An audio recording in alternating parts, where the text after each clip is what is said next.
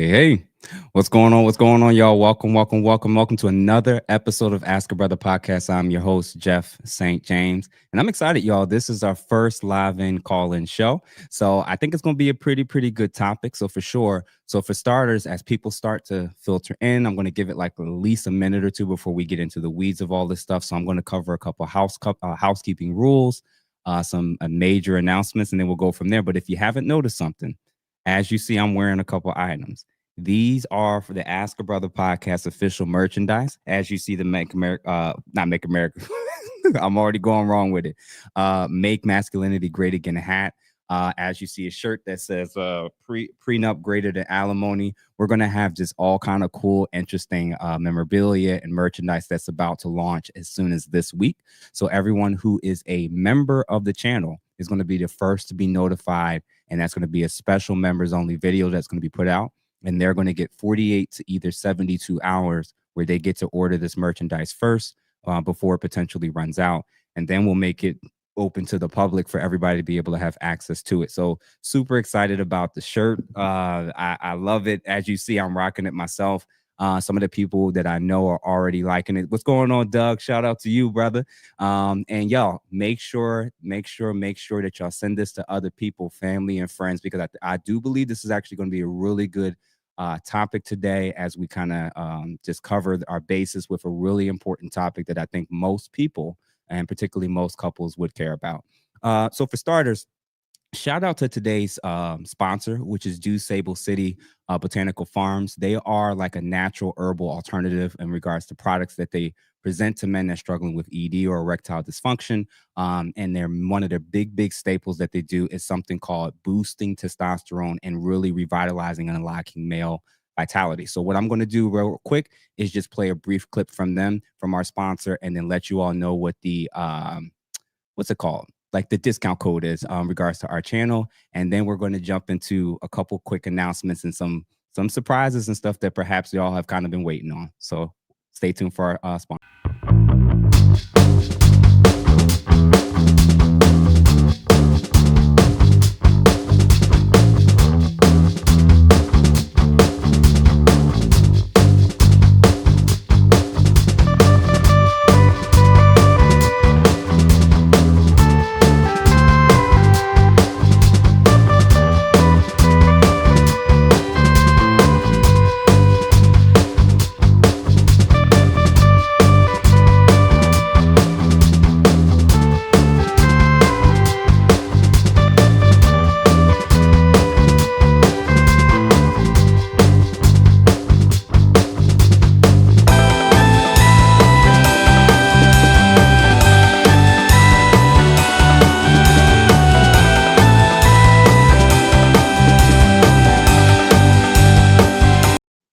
So again, shout out to our first sponsor.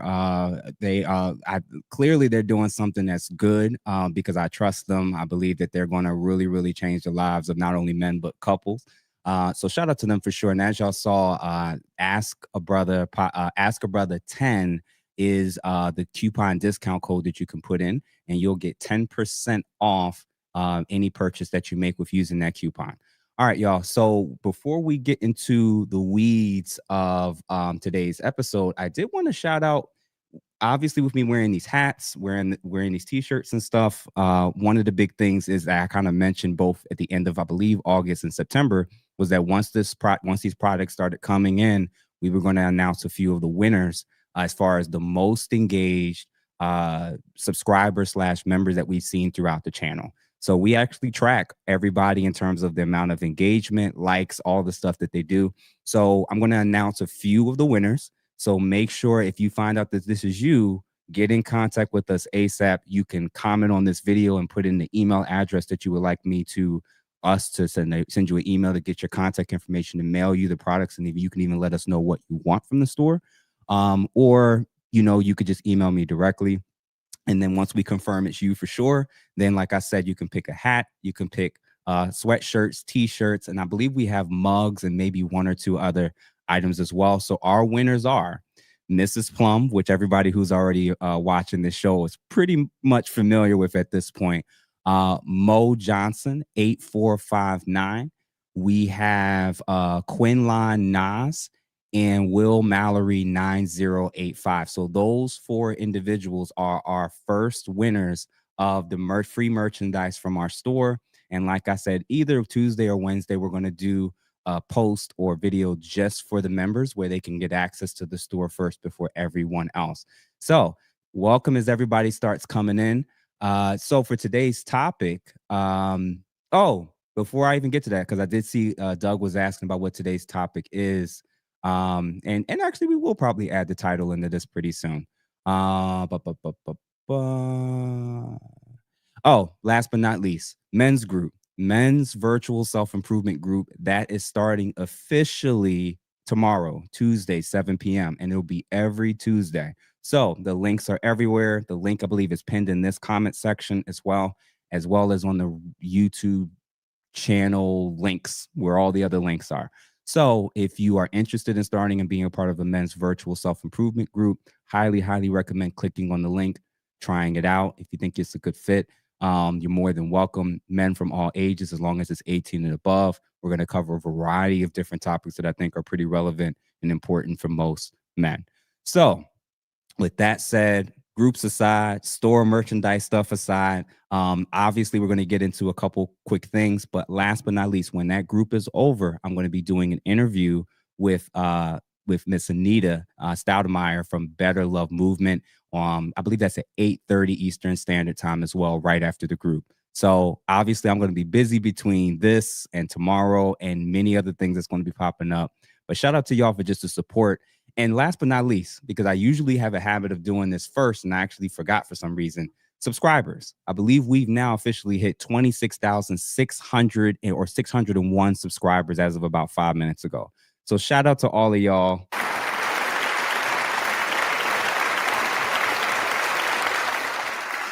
Really appreciate the love and y'all just showing the support for this channel, for this type of content. I believe that it's actually making a difference. I've actually already been contacted by men and women stating that they love a lot of the content.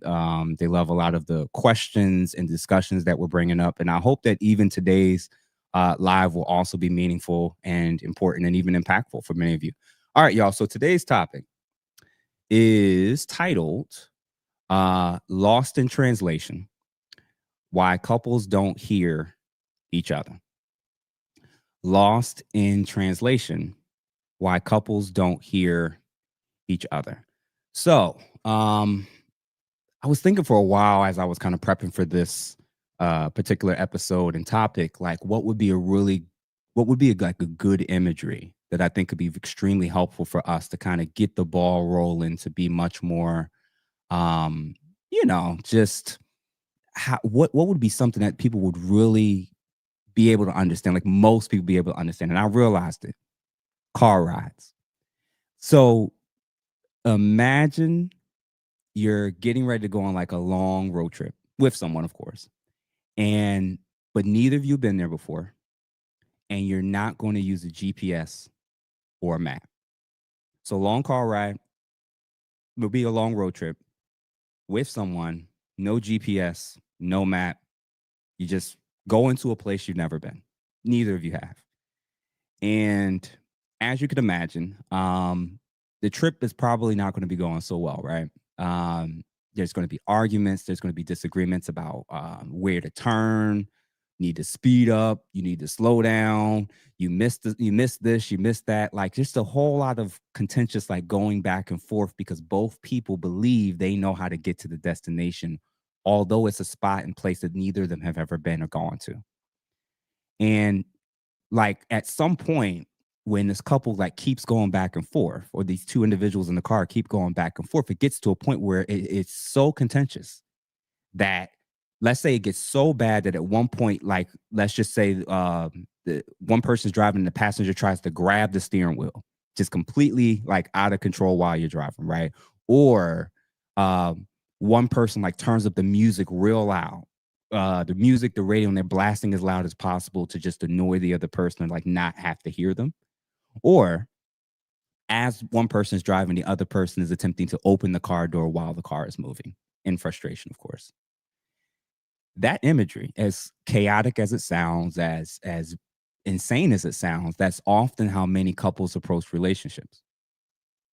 Both people have this vision of how they think they're supposed to go, where they want to end up, and they often end up attacking each other.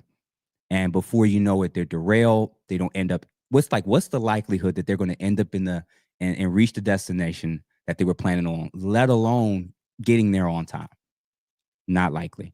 So yeah, so for many relationships, I feel like when arguments and disagreements kind of get out of control, that imagery of two people in the same vehicle, in the same vessel, supposed to be heading in the same direction, having radically different mindsets about how it is that we're going to get there. And they often don't end up getting there.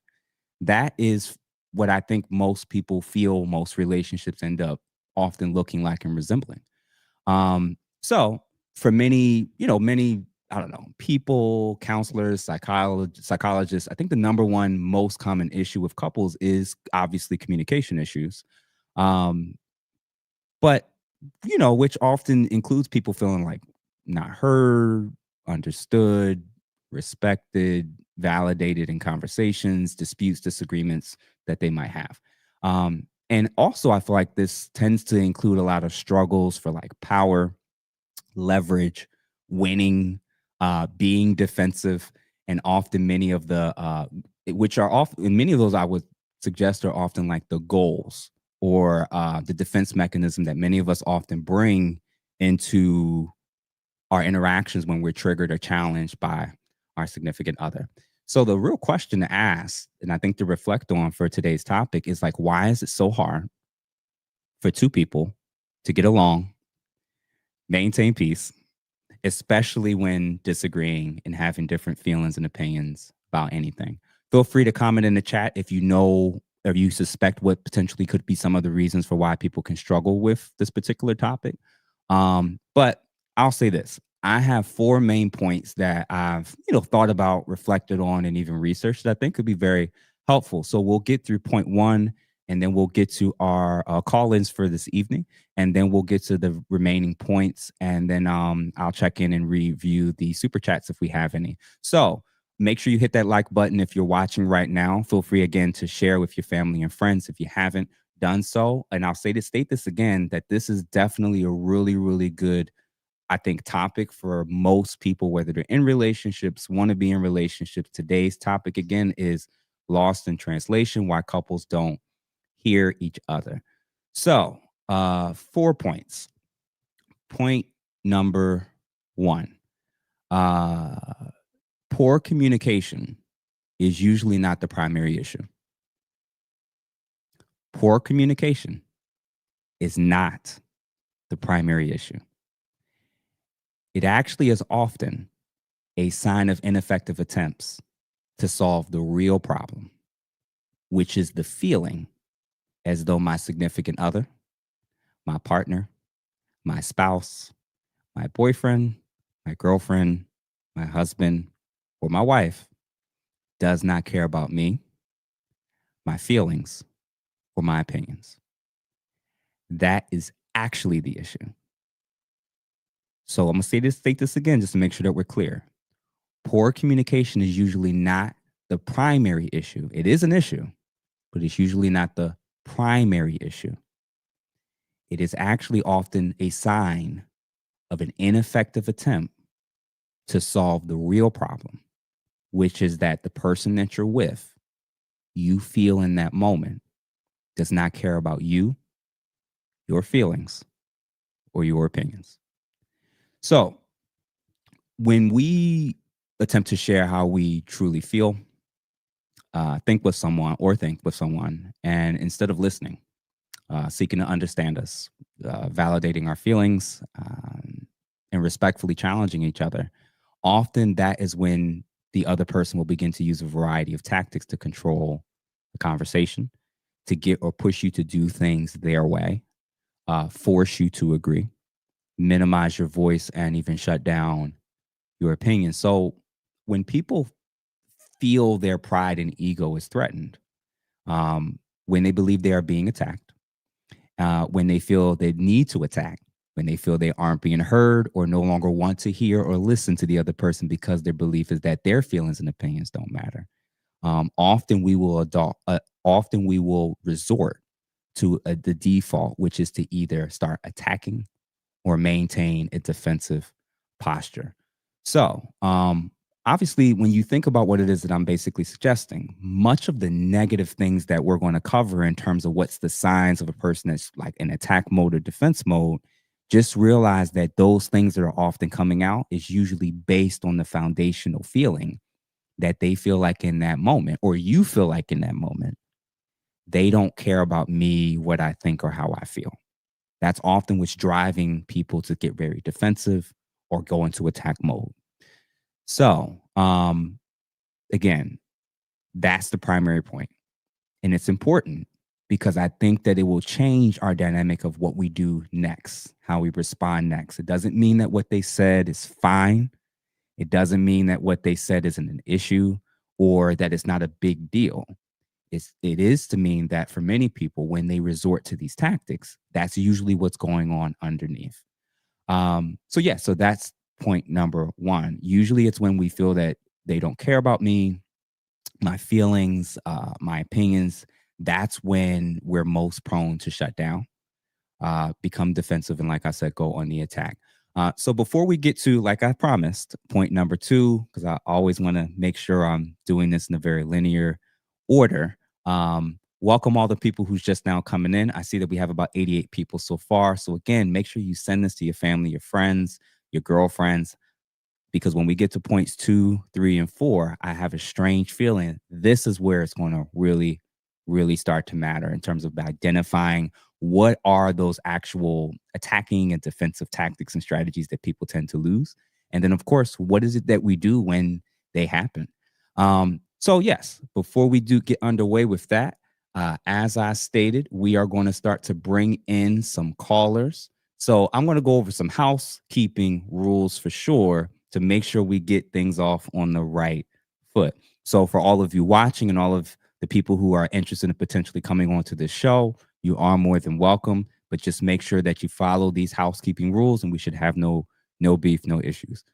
Number one, just maintain respectful communication. Number two, try your best to stay on topic, either with the topic I'm talking about or even with the question that may not be related to the topic, but the question that you're asking.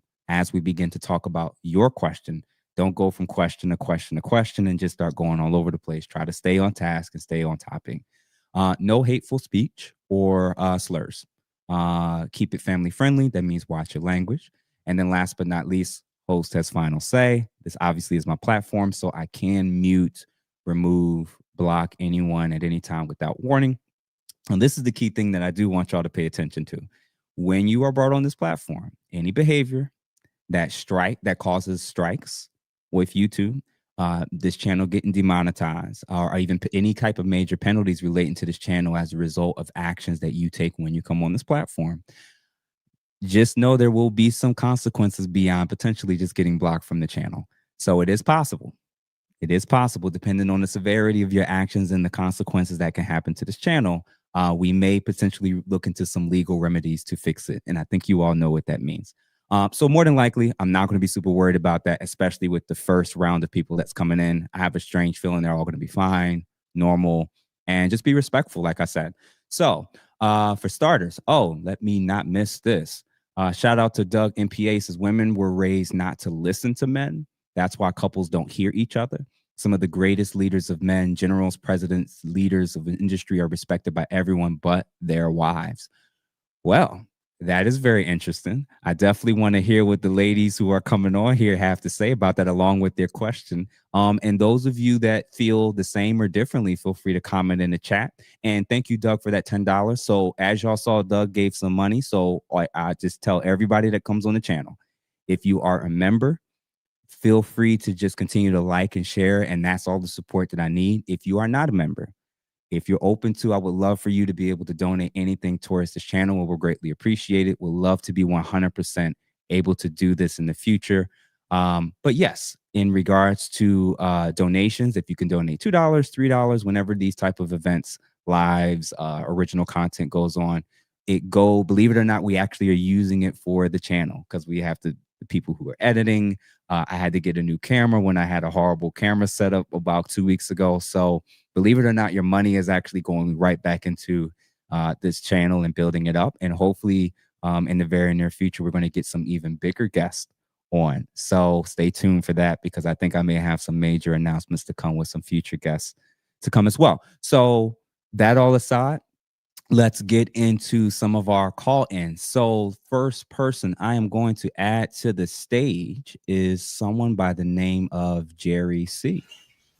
What's going on, Jerry? Can you hear me? Yes, I could hear you, no problem. How you doing, Jeff? I'm doing well, man. Well, welcome to the channel, and you are the first official guest coming into the channel. So welcome, and kudos to you for being first in line. Definitely appreciate it. Man. So how can I help you? Now, I didn't have a question in mind, but something that I know helps out is sometimes when talking to the significant other, there's times when they start talking, I ask them, do you want me to be a support or do you want me to be here to give a solution? And I know there's times where they just want to vent, where the other person just hear me out about my day, hear me out about the situation or problem. I'm not looking for solutions. And then there's times where they do want a solution. And I noticed that when I ask that question from the start, I could put on either the girlfriend hat or the husband hat, depending on which is needed at the time. Nah, man, that's actually a really good point. The whole idea of kind of checking in super early of what it is that the person's kind of needing. What I've also noticed, because although that's a great suggestion and great question, I also noted that sometimes people, when their emotions are most involved, they tend to not know what they need in the moment. They're just like, you happen to be there and they just start talking. And sometimes they're not sure if they need something, they want something from you. And a lot of times it's like, it's a good thing to ask that question, but also it's totally realistic for people when they're very frustrated to not even know, what it is that they want in that moment. Definitely appreciate it, James. I didn't have Jeff. I didn't have much of a question, but I enjoy the work that you do. I think it's blessing a lot of people, and just getting people to read more books and conversate. I think it's great for everybody all around. Well, listen, man. Hey, I appreciate that, and just so y'all know, I didn't forget about the book club that is coming back this week. To get the ball back rolling and be able to wrap things up with our first book and then move into our second book to kind of close out the year. So, I appreciate you kind of bringing it up, and thank you for supporting the channel, man. Genuinely. Thank you. All right, man. Well, enjoy the rest of your evening. Appreciate it. Take care. All right. Next, who do I have here? Up next person. Hello. And Danielle, how are you? Good. How are you? I can't complain. I'm blessed. So how can I help you today? I don't know. I was just listening to your lead into the conversation. And I know you're kind of keeping it like you're going to unravel it, bit by bit with the points. And I was listening to your point about the car and the traveling, having a similar goal to individuals, but having completely different operating plans, how they want to go about doing it. And you were just mentioning like also what causes someone to like go into like attack mode, feeling like they're not feeling heard or pretty much like an essential need is not being met in that moment. So it puts them in like fight or flight type of thing is what I was getting from what you were saying. But I guess if I had a question, I didn't really come with that type of agenda, but if I had a question on this topic, like I'm thinking like, do you believe like these type of issues that like what you were describing is very common in a relationship, right? Do you think these type of fights that we see today, these type of issues were even content or built into like romantic relationships by design in the past, meaning like is the vehicle of a relationship even equipped to carry the type of things we're bringing to it as individuals, and putting on another person essentially to fulfill. Has the institution itself evolved or become as complex as the human mind has become? Like, I wonder if like the ancients even brought these type of issues to their partners, or not even ancients. Let's go back a couple hundred years. Like, basically what I'm saying is, are these the reflection, these type of like little things that could turn into like huge major relationship problems? Are these things just more reflection of the complexity of the human mind, and it's causing a lot of complications that now need to be dealt with, that relationships were never necessarily built to or designed to handle? Yeah, and thank you for tuning in. I appreciate this question. I'm going to say it's a little bit of both. The starting point is two human beings trying to do life together is always going to have some issues. There's always going to be disagreements, right? There's always going to be things that we're not super aligned with, different things that kind of trigger you that don't trigger me. Like, that's just human nature. The reason why I say that it's somewhat true, that it's a little bit different more today than even before, is I think that as we become more and more modernized, and as we've gotten more technology, I just think that there's more things that are simultaneously going on in our regular everyday lives that we can get distracted by, that we can get tempted by, that can have more influence in our relationships. So, for example, 60 years ago, 100 years ago, it wouldn't have been uncommon for men and women's greatest issues to probably be a very short wheelhouse of the same issues, either nagging, complaining, cleanliness, general just stuff, right? But today, as an example, I'll do male and female examples of what they potentially are now bringing into the relationship that 100 years ago may have not nearly been as bad or as significant of an issue. Number one would have been corn addiction. I'm obviously saying corn, which stands for something else in terms of adult related activities for those that are unaware, but like the ease of which we have these little devices where people who really, really struggle with lust, it's easier than ever before to see hundreds of thousands of people not only naked, but doing sexual acts with the ease of a little device like this. This just wasn't available to 98% of human beings that's ever existed, right? And same device, whether it's a laptop, between Amazon packages, between shopping addictions, between constant comparisons of what other people are doing or what their lives are looking like on social media, or what this celebrity's saying or that celebrity's saying or this influencer is stating, you could imagine how that can trickle into a person's dissatisfaction in their relationship today. Now, does that mean that people weren't dissatisfied in the past? I'm sure. In fact, I think that was probably a driving influence for why many moms and grandmothers may have told their daughters and their nieces and granddaughters growing up, don't get married, or it's good if you don't get married. They probably felt dissatisfied at one point. They probably felt unhappy and feeling like trapped in certain ways. So I think every single generation has general issues, general things going on. And I'm one of those people that tends to believe that if you took the same exact laws of today and you took the same exact technology from today and you place that at any point in human history, give it 20 years, and they're going to start to look a lot similar to what it is that we have in our struggling and going with right now. Like, if majority of human beings that's ever existed never had reproductive tools to be able to prevent pregnancy, like Plan B and was it Plan B, condoms, and all this host of things that we can use. Imagine if you had taken these forms of technology, these ways of kind of trying to change normal things that would happen with human beings. You place any of these things, both good and bad, into previous generations, they probably would be fairly similar too. Does that answer your question?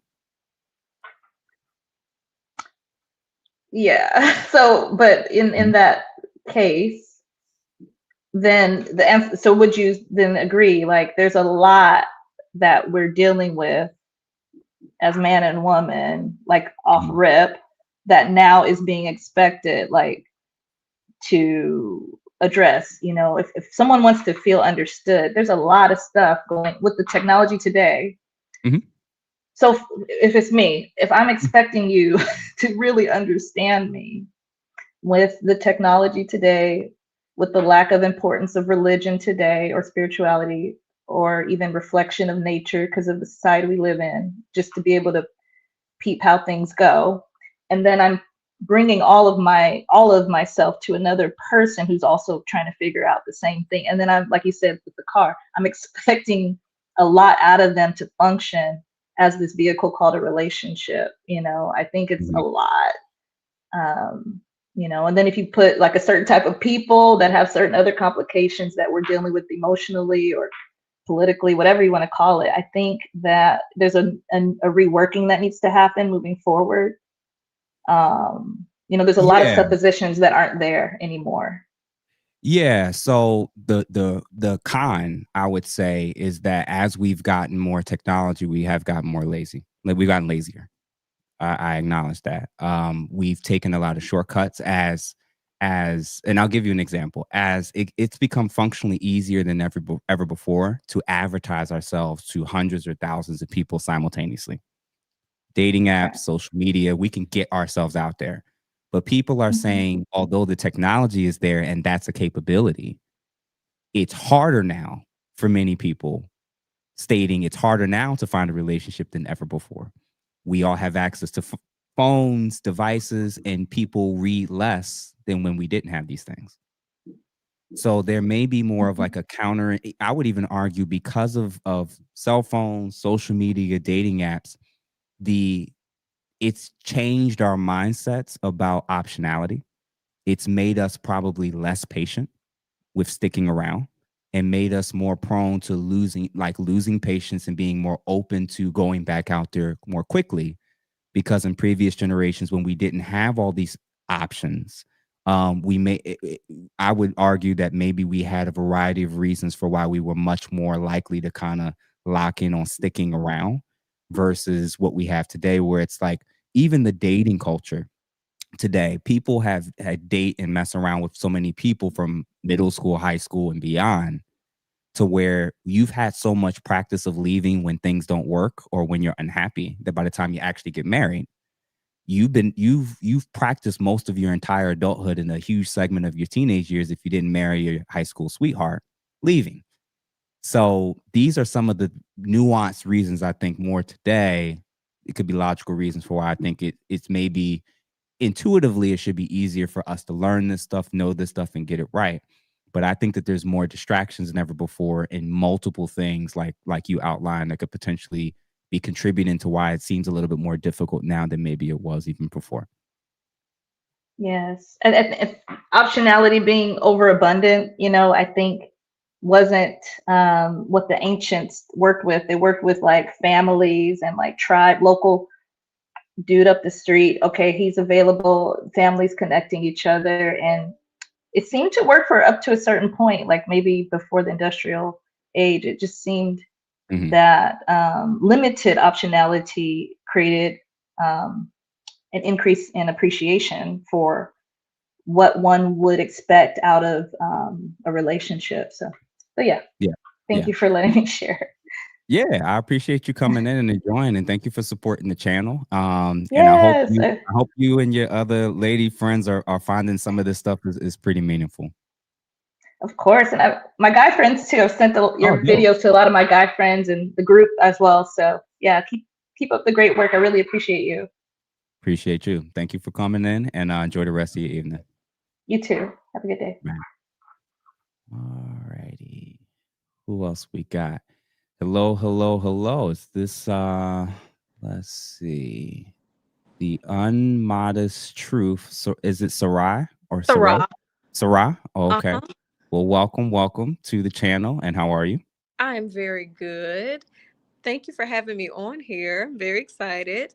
Okay, okay. I wrote a couple of notes, so I make sure I didn't miss anything. Now, the topic, why couples don't hear each other, I think that's a little vague because it's like, for many reasons, like has the couple been together longer than they should have been together? You know, have they been on and off? Like, it's all specific reasons. Mhm. So I think the title is a little vague. Then, are they married? Are they not married? But just leaning on what the topic is at hand. Sorry. Mhm. For me, I wrote down, woman wise, it's the lack of respect for the man that she's with, especially if he Mm. didn't come in leading.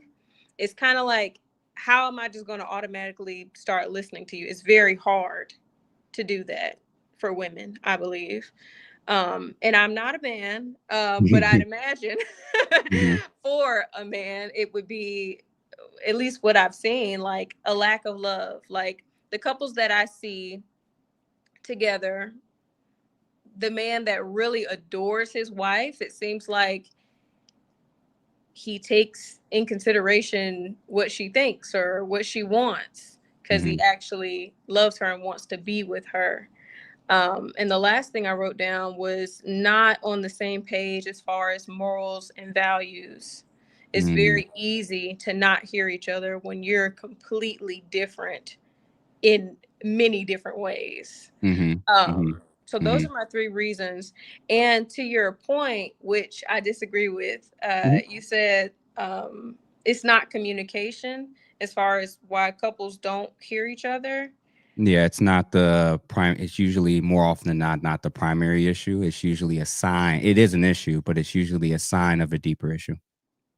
I can agree it's deeper than, it's a sign of a deeper issue. Yep. But I believe that, um, the number one character trait of a leader is communication. And in a relationship, that is the man's job to do that, to To do lead, what? To do what? to lead the relationship. Okay. So the fact that the man is struggling with communication and not being able to guide the relationship how it needs to go, I would say it is the man's fault. You didn't Mm. pick well, or you don't know how to lead. Sorry. Nah, you don't have to apologize to me. I know that it takes two to tango. So, and I know having done, I don't know how many couples I've worked with over the last 10 years, I've almost never come across a relationship that involves communication issues where only the man was primarily the issue. Usually both parties have a role to play in how we got there and how it got that bad. I agree with you though about men leading and how when they don't lead, if we stick with the analogy I used, when men are kind of driving that car, Mm-hmm. I view it through the lens as when he's got the steering wheel and there's all this chaos going on, you have to figure out what to do to make this car ride go a lot more smoothly. And like I agree with that.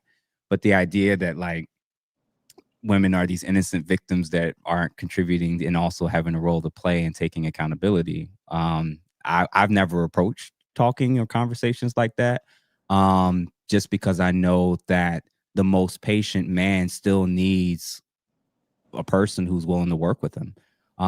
Right. So, you know, he can do and or say all the right things, but I wouldn't go so far as to say that kind of sounds almost misandrous as much as it sounds like your view of male leadership is one that you really honor that. Like you really believe that like men are supposed to just simply be the lead, especially in an area like this. Does that sound about right? Mm-hmm. For sure. Cool. Cool. Yeah, I respect your views on that. As far as what you said originally from the beginning when you mentioned that women don't, they just flat out don't respect men. Why do you think that is, especially nowadays? Because the lack of leadership, I think it really boils down to that bullet point, the lack of leadership. And a lot of men, at least Black men, are Mhm. raised by their mothers mainly.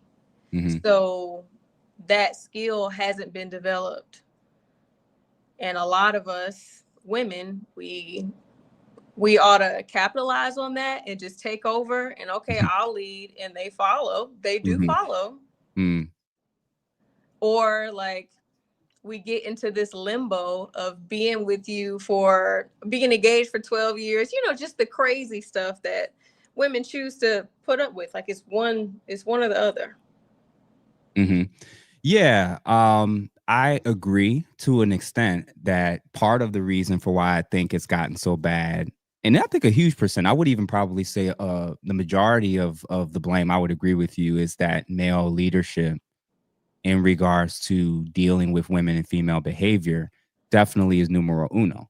Because I blame simps number one, because simps are the guys who are so appreciative of anything that they can get from women, especially in terms of attention, that they won't challenge prideful, arrogant, negative, and narcissistic behavior or traits that they can see in their female counterparts or the women that are in their lives. Mhm. So the issue is that, and we could point to it in a variety of areas, whether it's sexual related sites, just how women objectify themselves, how they act in terms of their behavior, attitude. It almost doesn't matter what women today do. There's going to be a man that signs up and say, "I'll tolerate it. Mhm. I'll deal with it." Right. So she can be the most disrespectful. She could have a lengthy track record of men in her past where she is disrespectful, she's cheated, she's scratched cars, burned clothes. She could have done anything. There's always going to be this guy that signs up for it. The secondary issue I've noted and seen is that many women that claim to want a man that's mature, that's emotionally intelligent, that can understand them and lead emotionally with the stuff that you're talking about. A lot of ladies don't want that man in their teens and their 20s. Mm. Now, For sure. now, my question is, whose fault is that? I could say it's our fault. It could be Mm-hmm. our mother's fault, maybe, possibly, Mm-hmm. maybe, possibly. Yeah. So if you're spending a decade or a decade plus not picking those types of men, and then not waiting around just being single the whole time either. Mm-hmm. You're dating, you're having sex, you're getting in relationships with all the men that are not like that. Mm-hmm. And usually those men that are not like that have very clear signs very early. And when you're choosing optionality and choices and freedom of choice in these areas, and you consistently picking wrong from 18 to 28 or 30, an adult would honor and acknowledge it's also my fault too. And it doesn't matter what the man is or what he is or isn't doing, because I'm the one as a woman in 2025 that's still picking the man. Right. Right. So that's where I come from, where it's like that's actual accountability from both sides. But if I have a couple in the room, ideally, depending on what agreement they want, some couples don't want an approach that's more traditional in nature, where he's the head or he's the leader. They may want a more egalitarian approach, and that's their right, that's their choice, that's their lives. There's pros and cons to any of these setups that we do, but I do agree with you. In the end, I do put it on the men, because as I get to our points 2, 3, and 4, and I will even specify which parts men need to pay attention to the most, we're rewarding often the very thing that we're complaining about. Mm-hmm. So that's a big piece. And I think men and women are doing it. But if one side is the leader, then I'm going to obviously put it on men a little bit more with that. But I agree, both sides, we have a much better job to do. We cannot get in this car together and both think we're going to be the driver, and we're fighting over the steering wheel, fighting over who going to press the gas and whether you're going to get out the car, like when I'm driving 60 miles per hour. Like, it's just total chaos when stuff gets started. So thank you for your pushback, your feedback. Yeah, you definitely welcome to come back, because I'm sure when I have some more interesting topics, you may want to actually debate me. So I'm open to it. Sounds good. Thank you. All right. Thanks for coming on. All right. All righty. Welcome. Di, you are on mute. Hello. What's going on? Why don't you tell everybody where you're from and what brings you on? I'm from Boston. I'm a huge fan of the Ask a Brother podcast and just everything that you're doing. Shout out to you. Thank you so much for having me. I have so many questions, but I think the one, I'm not going to ask them all. I think the one that I think is like, I really am curious to know is, at what point, because, so far we've established that the women play a role, the men play a role. We know that it's equal. I have my own thoughts about it being just pride, like is like the root of it all is like pride. Nobody wants to be humble enough to have a hard conversation or hear the hard thing about yourself and whatnot. Mhm. But at what point, and I guess maybe more the ladies will resonate, or the ones that kind of have put up with, maybe like the stonewalling, the lack of communication or ability to lead in a conversation or to have a difficult conversation, the Mhm. deflecting, the narcissism, that some of us that are a lot more understanding from a psychological perspective can even say, hey, that narcissism, like, I know that's not even intentional. Like, he doesn't even know that he's being a narcissist, or like that level and depth of understanding. Like, at what point does it become too much where you're just allowing yourself to be abused psychologically or taken advantage of as a woman?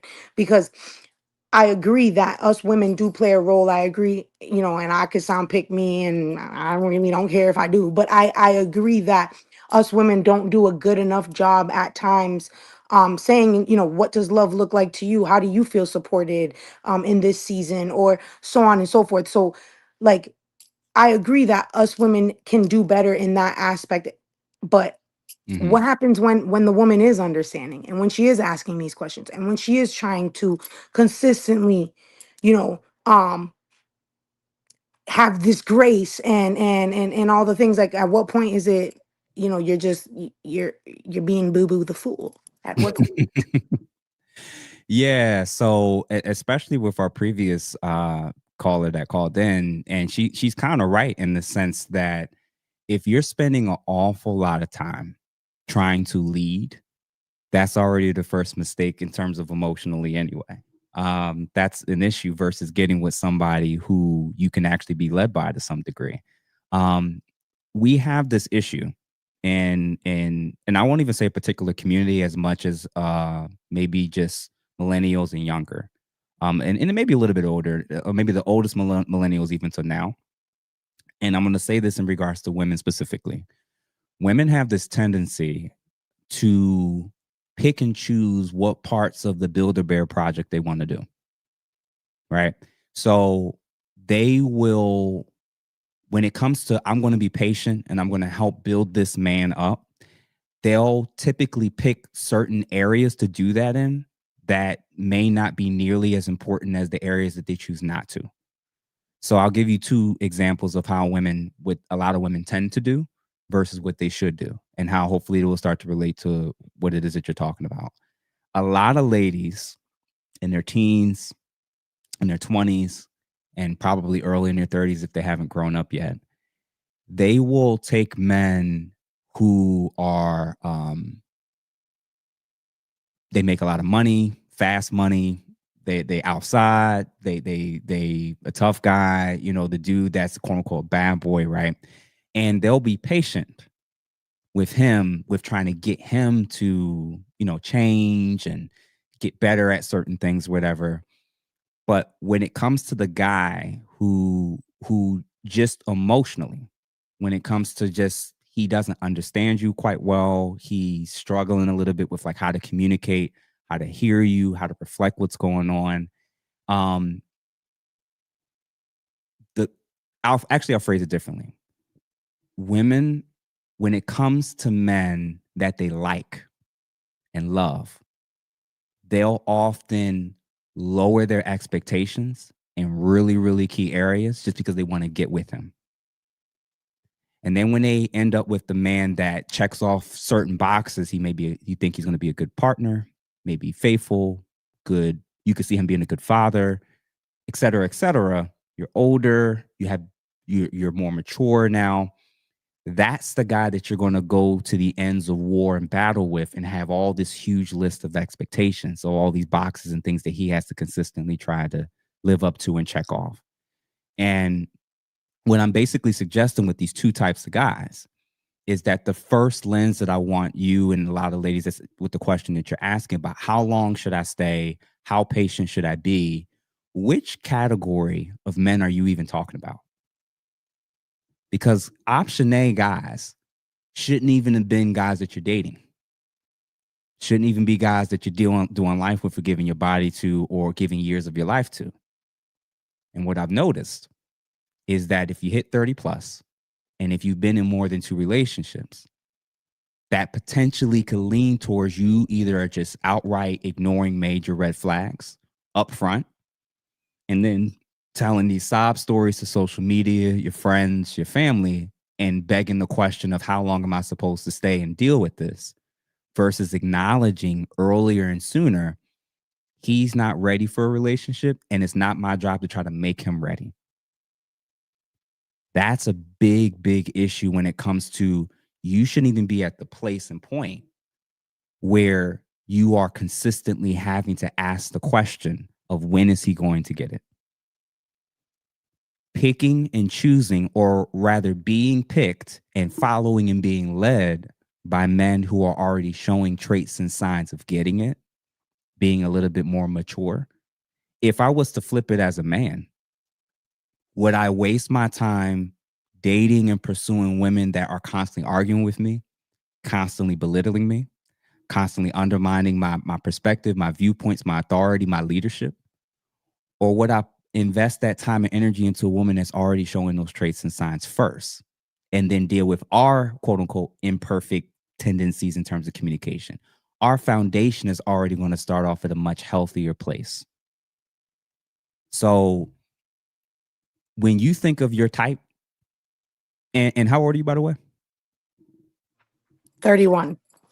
All right. If you're 31, I'm assuming at some point between your teens and your 20s and potentially you reaching 30 and now 31, you may potentially have had a particular type. You may have had a particular type of guy or guys that you tended to gravitate to, tended to like, you would let down your guard with. And regardless of what happened in the past with them, if it didn't work early on, especially when we have hindsight's 2020, there's usually probably very clear signs, including in this area: communication, emotional intelligence, the ability to understand and regulate his own emotions. These are actually not things that are hard to find or hard to see or hard to identify. You can actually tell if a person is genuinely listening to you, genuinely caring about what it is that you're going through, even genuinely caring about how it is that they're affecting you. These are not hard things to see very early for both men and women. Our issue is we push that further down the list if we like them, if we love them. We'll focus on how they look, if they're funny, if they make good money, if her body is this, if the sex is great. What I'm basically suggesting is if you're at the point where you're even asking that question and you're not even married, that's already a really, really bad sign that you probably either need to not be with that person or you need to give them the option of, I think we need to go to a couple premarital counseling and see if they're open to it. If they're not open to it, that answers your question. If they're open to it, but they try to utilize therapy as a means to just beat up on you, they're not ready for it. And lastly, if you're the one that's pushing it and you are not married, that's probably 90% a sign that the way you two are going in that car, this is your attempt when you're answering that question of, I'm not liking the way things are going. Either I'm driving and he's in the passenger seat, or he's driving and I feel like we're about to crash. We need to do something in real time, or this ride needs to end. That question is good, but that question is usually an indication that you may have overlooked and gotten too deep with that person to begin with. That does not mean when somebody is married or engaged or has been in a relationship for a lengthy period of time that we can't have these issues or even have these questions. But if it is a frequent question, that's usually a sign of a frequent thing that you've been, quote unquote, ignoring. Does that make sense? Yes, it does. Yes, it does. And for the long. record, that's not my situation. I just, I wanted to ask that Mhm. because it may have been at one point in my life.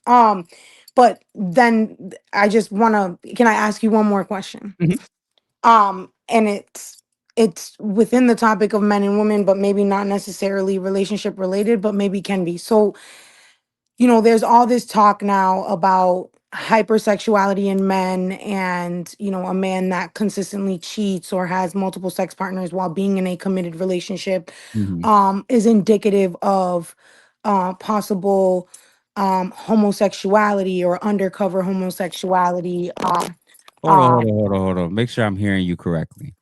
If he's having rampant sex outside the relationship and he's cheating, yeah, who's he cheating with? we don't know. Right? Like So I'm just, just talking just well, so the I guess the examples that I'm referring to are even might even be cheating with women, right? Like, but Mhm, is hypersexual and actively in committed relationships when they mhm, could easily not do that. But like, like there's like a thrill in that, right? Like, a lot of the conversations that I'm hearing nowadays are about this, like, are about, you know, hypersexual men, that being indicative of undercover homosexuality or unresolved, you know, or unknown sexuality within yourself. What are mhm, your thoughts on that? Like on hypersexuality in a man and you know, their inability to just be single if that's the type of stuff that they want to do, or even if they are single and sleeping with multiple women at a time. Like mhm. what are your thoughts on that? Hypersexuality correlating to homosexuality. Yeah, And there's I hope I'm not offending anybody to tell you more. My mother is a lesbian. That doesn't mean that I wouldn't offend homosexual people Mhm, unintentionally, but just want to make that clear. mhm. Yeah, I don't know that there's much of and not the first thing is I don't think everything that's happening in society or in Black or Hispanic or minority cultures is a Tyler Perry film. No, not everybody that cheats. It's now all of a sudden a reflection of some suppressed thing relating to them wanting to sleep with men. You know who tends to want to sleep with men? Men that sleep with men, or men that are attracted to men.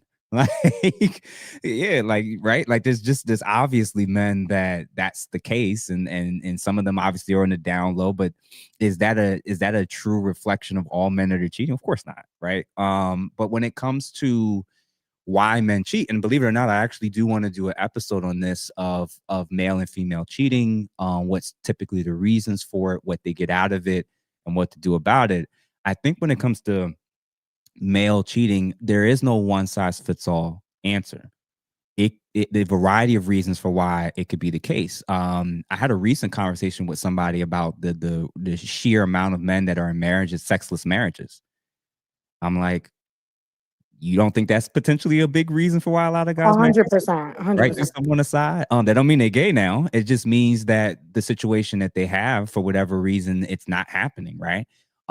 They could be getting sex from their partner, but for many men who, especially a lot of men where a lot of men don't have an emotional, nearly the same level of emotional attachment and connection to the act of sex. So it's easier for them to just act on lust and sexual variety. For many men, they'll even admit it. It's just something different that their body tells them that they want, and then they act on it because of a lack of sexual discipline.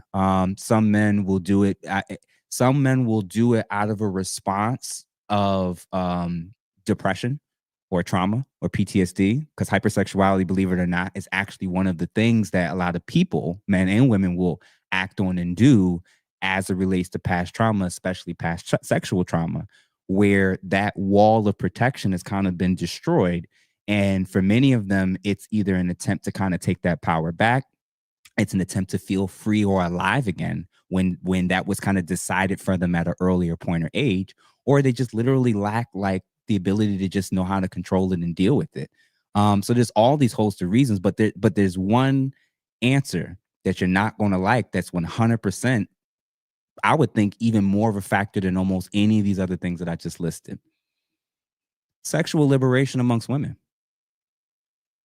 If women were having sex if women were having sex with men, if women were having sex with men that were their husbands, I would envision, if women were having sex with men that they were their husbands and only their husbands, it may be substantially harder for a lot of guys to cheat on the side. There's this issue when we think about male cheating as this lens of every single woman he's cheating with is an innocent victim. She didn't know anything. She didn't sign up to be a side chick. Everybody was lied to. And the reality is, ask a whole bunch of men in your life if they've ever been the side guy, if they've ever been the dude that's hanging out with the woman that's cheating on her dude. And what they'll tell you again and again and again is this often makes you more attractive to hundreds of thousands and millions of women than not. A lot of women are waiting to take her spot. A lot of women can clearly see on social media who he's with, and they'll still actively sign up and meet up and get the perks that they can on the side. If you with a man and you know he's never around on holidays, what that mean to you? So the reality is like a lot of women, whether they want to acknowledge it or not, a lot of what you're dealing with is you have a whole bunch of people on your side of the aisle who's actively engaging and participating in this stuff. You've made it readily accessible through OnlyFans. You made it readily accessible. We've gotten to a point in our culture where it's like the idea of a man not seeing other aspects, a man seeing so much without having to try when it comes to what's shown just on social media, just innocently. Y'all are asking in modern men in 2025 with these devices and the way many of y'all homegirls dress, dance, twerk, act, and everything they got displayed and making it readily available for $3.99. How many men you think is going to be faithful in a market where nobody waits for anything in terms of sex anymore? I'm not saying that men are justified in it, but this is the culture that's been created by men's lack of discipline and women's decision to make to unregulate all forms of sexual access. Sex is easier than ever before. It's going to sound bad, but isn't it easier for men to have access to sex and children than ever before? No, you're not wrong. And you said but where you were wrong was where you said that I wasn't gonna like your answer. And your answer, I do like your answer because it's true. Even though I still, wear certain clothing that could be deemed, tempting and all the things, I still agree with you because two things can be true. So just want to say that. Nah, I appreciate it. And I agree. Like, of course, it's definitely on each individual person that does something wrong. It's been wrong on me when I've done things in the past and stepped out of relationships. It was on me at the end of the day. And regardless of what my ex was or wasn't doing, it was still my choice to decide to stay and to decide to step out. So at the end, like it's very much still a volitional decision. And I'll give you an example. If a woman decides for the next 3 to 6 months, I'm just flat out not going to have sex with him at all. I can stay the entire time. I can leave. I can talk and have a conversation about what our agreement is going to be if I want to get my needs met elsewhere. But in all those scenarios, I didn't have to actively sneak behind her back and do something. I think the category, I do think that we have to separate both actions of what I'm about to say in terms of cheating are true, but I think the ramifications for why it is they could be cheating could be different. Men that are in relationships that are dating relationships are not married and then actively choose to cheat, 100% there isn't a single solitary thing that you could point to justify why he is with a woman who he's not in a legal relationship with and is still actively choosing to stay and cheat on her. He's just flat out wrong, right? With men that are married, people would say, well, that's arguably worse, and it is. But in an environment and market where men that leave, they can reap a whole host of negative consequences and side effects for leaving, especially if they have children. Right, cheaper to keep her. So if you're in a situation like that, where you're married and with children, and she's not having sex with you, or you have to constantly beg and plead her to finally get her to want to do it. I mean, I'm not saying it's right, but I can understand how a guy that feels like, wow, if I leave this person who doesn't like me, doesn't love me, and doesn't pursue me anymore, I can destroy everything in my life. I can lose access to my kids. I might have to spend tens of thousands of dollars to try to fight to just be able to see them half the time, even though I'm one of the two parents. I could potentially get destroyed in family court in terms of child support and or alimony. And if alimony is not an option, how high can they jack up child support? They might dip into my retirement accounts or my investment accounts to pull from certain things. So his lens when he's unhappy, and he can't just up and leave like the boyfriend can. This is where some men that feel stuck in that way will often resort to getting their needs met on the outside. Doesn't make it right, doesn't make it justified, but you can see how those two types of men, both wrong, but both clearly have varying reasons for how they ended up at the same point. So I do look at them differently. They're both wrong, but I do look at the man who has more to lose by leaving and being quote unquote stuck in a situation. I'm always going to put the knock on him in the sense of, just tell me that she didn't show these type of signs earlier on before you gave her a ring, before you gave her children. Because if she showed signs of somebody that will weaponize intimacy, as somebody that won't ever apologize or take ownership for certain things, and is very deceptive with how she approaches certain things, and you decide to proceed anyway, it's kind of on you when she does the exact same thing she was doing when you were dating or when you were engaged. And then now when she's doing it again when you're married or have children with her, it's your fault if you decide that you want to stay and endure and suffer, or leave and reap the consequences. But if you stay and cheat, the main difference, if nothing else, is that everybody that knows what happened now feels like they can judge you. And the big knock when it comes to male and female relationships is when the relationship ends, if cheating occurs, if he cheated, most people in society don't care about anything else that happened in that relationship. You cheated, so you're at fault. You're the reason for why the relationship ends. So for men, you lose the moral leverage when you cheat. That's the easiest. When you get divorced, when you have a breakup, if you cheated, majority of society are going to believe, regardless of what she said, what she destroyed, what she burned, what she cut up, when she stalked you, it don't matter. If you cheated, most of society is going to view it through the lenses of being your fault as a man. So I don't know. What do you think about that? I think everything you said was valid. I appreciate it. I really have nothing. I have nothing outside of like what, like my biggest thing that I want to drive home is that I truly feel that it's a pride thing. It's a humility thing. Like the lack of, why things get lost in translation. It's ultimately humility and pride. On the woman's side and the man's side, a woman sometimes is not humble enough to see where she is wrong or where she's withholding or so on and so forth. And sometimes a man is too prideful or not humble enough to see where he's not being maybe a safe enough space or whatever the case may be. So yeah, but thank you so much for having me. I appreciate you joining and coming in, and make sure you tell your home. Are you in Boston or another state? You're up in Boston. Well, make sure you tell your Boston homies up there about the show. And I look forward to some of your friends and family coming on this show pretty soon, and we'll see how I do with them. Awesome. Take care. All righty, take care.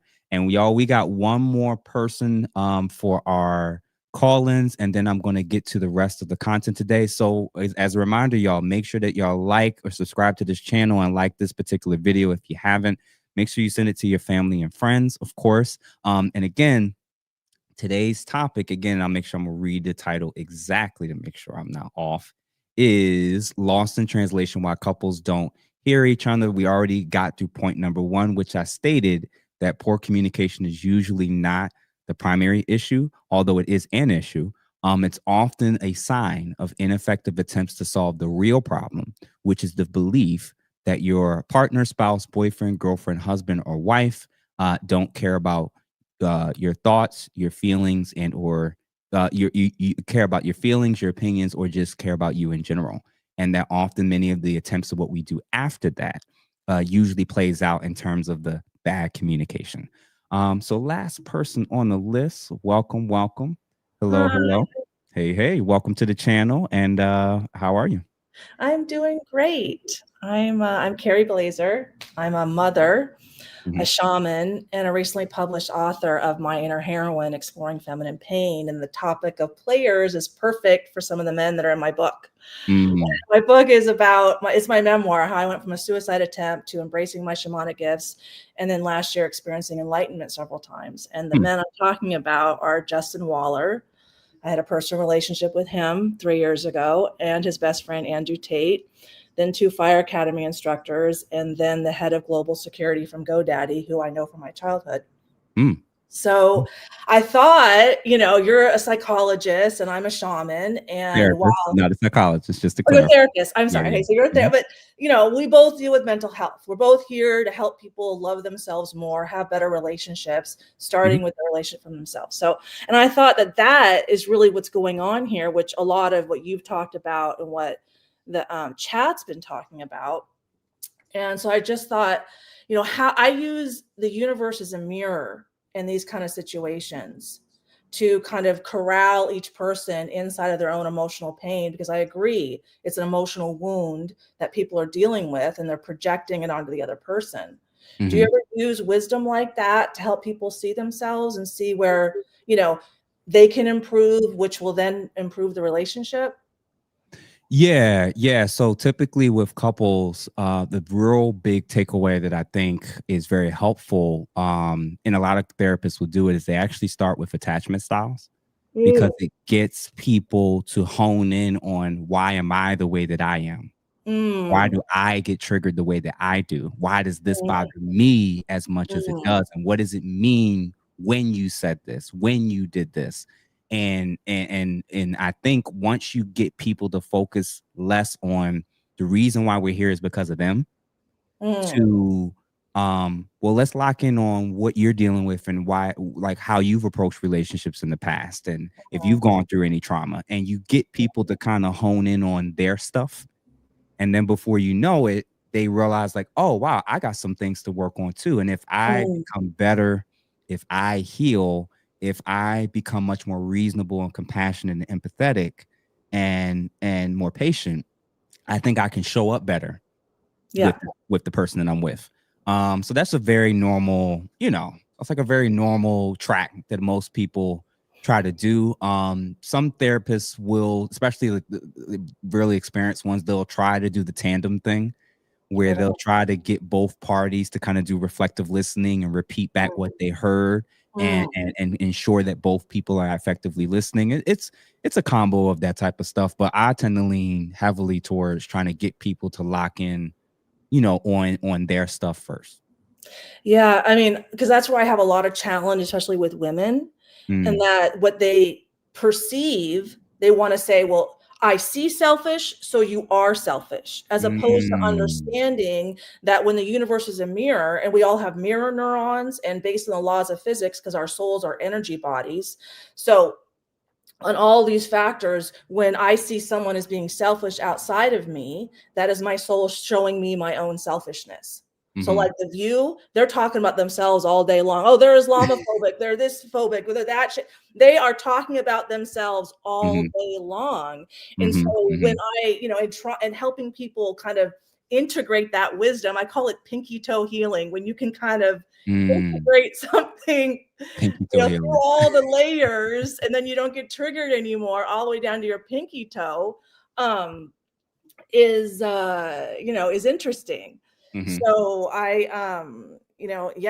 use that all the time because it really kind of corrals each individual inside of themselves and go, look, you are only seeing yourself, right? mhm, mhm, That's all that you're seeing, mhm, and so I'm going to bring up my next question, mhm, which is long time self-love. And I, it's I'm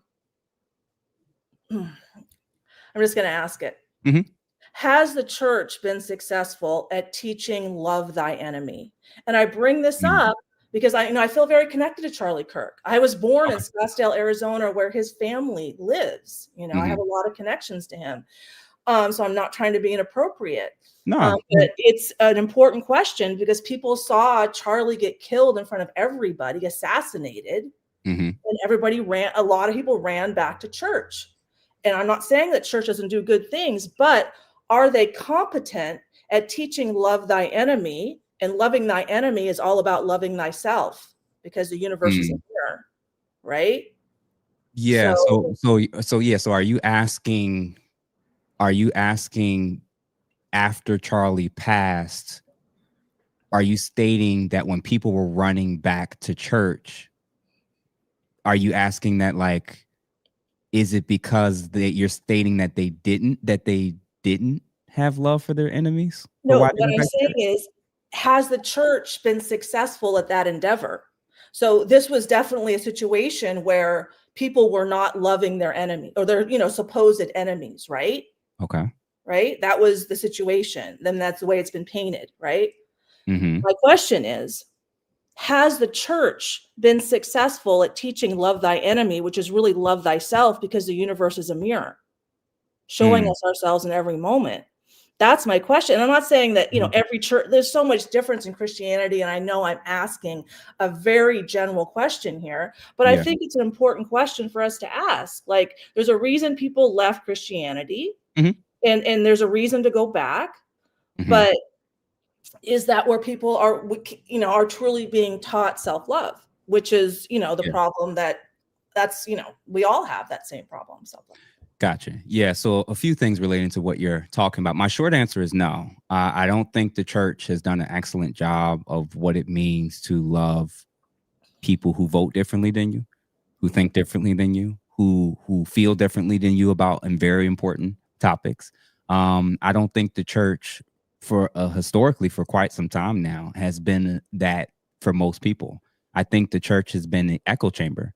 I Yeah. think it's been a bubble where people tend to go with the church, where they're going there because they agree with the music, they agree with the preacher, they like the aesthetics, it's close to where they are. They have this hierarchy of list of other things that typically is probably more important to them for why they may gravitate to a particular spiritual religious community. Number one. Number two, and I'm not trying to be disrespectful or crass with this when I say this, but like, I think self-love is almost overused in today's culture. I think the mental health field has actually fed into narcissistic traits and tendencies, because it's actually pushed up. The mental health field has kind of done the opposite, where I think for a longest period of time, men and women maybe spent a large portion of their time thinking about work and their children and not so much about themselves. And now with the mental health field and normalizing therapy and treatment and everything, I think that we've gotten to a place where most people that can't do well in this area, especially in terms of the topic, in terms of communication, getting along, working with people, seeing things from multiple other perspectives, is because they've been practicing only having to think about what they think and how they feel about situations. You're constantly over analyzing, over scrutinizing what you think, how you feel, what you want, what you deserve, what you've been through, what you need from others. And then when you get in a relationship, you're constantly filtering them through that lens. What do they provide to me? How do they make me feel? What do they give me what I want? Do they check off all my boxes? Am I happy? A lot of people are approaching relationships like that. As opposed to what do I need? Like, how I approach relationships is, what do I need? And then, can this person meet my needs? No, I know a lot of people in here are upset that I'm bringing up the church, but this whole problem that we're talking about is self-love. I'm a 55-year-old woman with 3 grown children. I know what we're talking. I've been married. I've had relationships. I know what's up. Okay. So this is why I bring it up, for all of our benefit, not because I need to go put something in a church thing. This is we're all like struggling. My ex-husband's Israeli. My kids are half Israeli. Like, this whole, how are we going to love ourselves, love our enemy, is something I deal with every day. And just so everyone knows, like, I didn't know this was a call-in show. And so, well, what is she, her book? Like, I'm just letting you know who I am. Like, this is why I'm talking like this. This is the expertise I have. If you want to hear it, great. If you don't, that's cool too, So quick question. So you said, you mentioned that your children are Israeli? Half Israeli, yeah. Half Israeli, right? Yeah. So this is an example where it's like, I'm clearly friends with people who, or know of people who are Zionists or are, Ashkenazi, more or less. And when people tend to use the term either self-love or knowing how to love other people or love their enemies, quote unquote, they tend to know what that means until they don't. What do you mean? People tend to know what love your enemy means until it's their time to do it. Well, okay, so they're telling themselves they know what it is, but in actuality, they have no idea. Yeah, totally. So as an example, 100%. does the person's dating history, does their track record say they love themselves? More often than not, if you've gone through your 20s and 30s and there's been a lot of unsuccessful relationships, you probably tolerate a lot of things that you shouldn't have. You endured things you probably shouldn't have put yourself through. Had you loved yourself more, you probably wouldn't have entertained certain people or put yourself in certain situations. And then when it comes to loving your enemies, in this, with the current war that's going on abroad over in Gaza, it's not unusual for people on both sides to struggle heavily with what it means to love the other side. There's a lack of understanding of humanity, and I've heard it amongst men and women. I've heard it with black and white. I've heard it with Israelis and Palestinians. You name it, where people have no problem, whether they're in the church, out of the church, whether they're religious or not. I'm not a big, for me personally, a lot of these words don't mean anything. It usually only means something to me if there's tangible evidence that when you've been tempted and shown to not do those things, or to do those things, were you able to do them, or did you regress and do the exact opposite when you were most likely tempted not to? But listen, I appreciate you coming on the show. Thank you for your time. And yeah, like I said, feel free to email me to see if we could potentially do a full-fledged discussion on this, because it sounds very fascinating, like your viewpoint. Yeah, no, I have all this, my self-love strategies on my website, and I sent you an email. I'd love to come back and talk more and, share this wisdom that's helped me experience enlightenment several times. It's easy to understand, but difficult to implement every day. But thank you so much. Thank you. Appreciate you. All right, y'all. So we're going to get back into these things, but just a couple quick announcements. If you haven't liked this video, make sure you do. Also, guys, make sure that if you haven't, feel free to donate $2, $3 if you can, only if you're not a member. And again, if you like this hat, if you like this shirt, this is some of the merchandise that's going to be in our new Ask a Brother podcast store that's going to be launched this week. I'm going to be releasing a video within the next 24 to 48 hours to the members only with the link to start ordering this stuff now. We'll have make masculinity great again, make femininity great again. We're going to have some different t-shirts, mugs, even different sayings that I haven't been wearing or rocking yet. Just know, y'all, just believe that more and more of this stuff is going to come. I think we're going to have t-shirts, hoodies, and sweatshirts as well, especially because it's the fall time. So make sure that y'all, again, if you came in late, make sure you go always to the beginning to make sure if you're one of the 4 people that's going to be winning one of these items, make sure you send an email out to me or comment in the chat what your email address is so that we can follow up with you and then ask what it is that you want so we can get those out to you. And the way that they won is a very simple way that many of you all can win as well. They were the most engaged people by far on this channel. These are individuals that like a lot of stuff. They're commenting, they're sharing, they're even going to Instagram or TikTok and taking the videos and clips and sharing them or downloading them and editing them.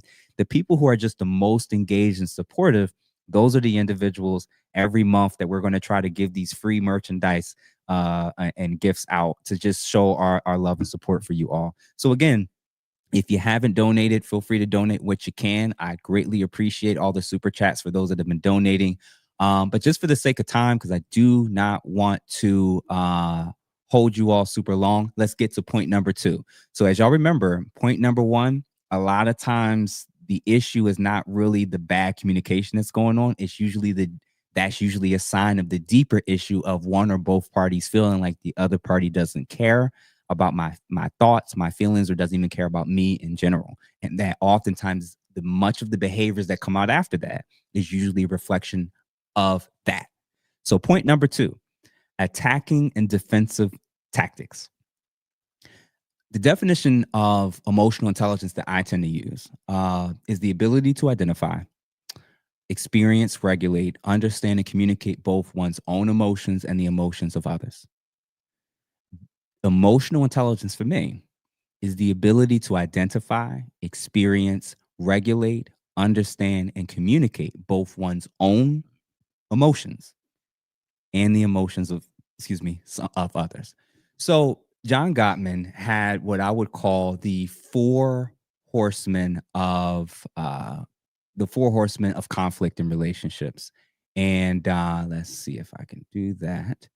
As you can see here, these are the four: criticism, contempt, defensiveness, and stonewalling. So obviously criticism, as you can see, it says verbally attacking a person, a personality, or the character. The contempt is attacking a sense of self with an intention to insult or cause psychological abuse. Defensiveness, seeing yourself as the victim in efforts to ward off a perceived attack and reverse the blame, as well as stonewalling, withdrawing as a way to avoid conflict in efforts to convey disapproval, distance, and or separation. So obviously there are for sure more, things that people can typically do. So it's not just like the silence, it's the fluctuating between defending and justifying their actions, just rampant escalation, ultimatums like "I'll change if you change," just general passive aggressiveness, sarcasm, anger, forced apologies, bottling things up and exploding, over talking, repeating oneself, and just flat out flooding. These are all typically a lot of the things that are typically happening, but these four are usually the culprits of something is derailing and going on. And it's extremely important. It's extremely important for you to first recognize if you're seeing this happening in your significant other, or you realize you yourself are doing it. Now, the reason why it's so important to be able to identify this is actually what's happening. Remember what I said at point number one. People are typically jumping to these things, even if they are a generally healthy person, meaning they're not constantly trying to be abusive. They're not constantly being trying to physically attack you or assault you or anything like that. It's just when we start to feel like the person we're trying to do life with doesn't care about us, doesn't care about how we feel, doesn't care about what we think. These are many of the typical things that we tend to start to resort to doing. We, or whether it's us or them, when either party starts to feel this is what we lean into. Now, when one party starts to do this, it's not uncommon for the other party to start to pick which of these four things they're going to do in response as well. Because when the person who feels not heard or not seen starts to lash out or they start to shut down, sometimes that's communicating to the other person, oh, what I'm saying isn't worth listening to, or you don't respect me. And then before you know it, both parties are starting to take turns trying to pick which thing or things on the list they're going to try to do to either go on the offense to attack and win the argument, or go on defense to quote unquote protect themselves. So obviously we identify what these are: criticism, contempt, defensiveness, and stonewalling. For me, point number 3 is what matters. Identify the appropriate responses to verbal attacks and defensive tactics. So, number 1, if you're going to be one of those people that's like, hey, I hate when I do this, or I hate when the person that I'm with tends to do this, like, how is it that we're going to be able to get past this? Somebody, potentially the leader in the relationship, somebody has to be the one to start as soon as possible with owning your mistakes, i.e. apologizing, and being open to feedback. If both parties absolutely refuse, think about this clearly. If both parties refuse to own their mistakes, no one wants to apologize, and no one is open to feedback, how can we proceed on this car ride journey? We're not even pressing the gas at that point. We're making no progress. Somebody has to make the volitional decision, the intentional decision. You know what? I'm going to slow this thing down, and I'm going to start with the things that potentially I was wrong in and how I handled this. who's going to be the one? This is a challenge. Who's going to be the one to start with owning up to what you've done wrong to even get us to this place? So when it comes to criticism, when somebody's being extremely critical, the counter to someone being extremely critical is actually to start with using I statements or we statements that are constructive or positive. So of the four horsemen that can derail a relationship, when someone's using criticism against you, you're very tempted to be critical back towards them or to shut down or walk away. My lens and stance is it's actually really helpful if you start with we, what we're struggling with, or what we need to do better, or what we need to improve upon, or you know what, you're right, I need to get better at that. You know what, I apologize for what I did wrong. Or you know what, I never thought about that. Just by the nature of taking the person who's trying to be ultra critical and using criticism as a mechanism and defense strategy to handle themselves in relation, because at this point, you may be really tempted when somebody's being really critical about you to not want to hear it, to not want to receive it, and not want to acknowledge it, even if it potentially could be somewhat true. Your starting point is to go from they're saying you. You're never going to de-escalate if you, in response, well, you did this and you said that. And you can see how that's never going to lead to the actual outcome of actually us getting to the journey of the other side of this conversation and us having resolved whatever the issue is. If we're going to proceed on this long journey together, who's going to be the one to step up and have a counter to somebody that's being ultra critical? When they're critical and it's tempting for you to try to be critical back, and almost see yourself as like somebody who's like has this bulletproof vest on. You bulletproof in this moment because the criticism or his criticism is no longer going to work. You know what? You're right. I didn't even realize that I was raising my tone. I was being a little bit unreasonable. I could definitely have shared that differently. I could have talked differently. I could have handled this differently. And by doing so, it increases your chances of apologizing sooner.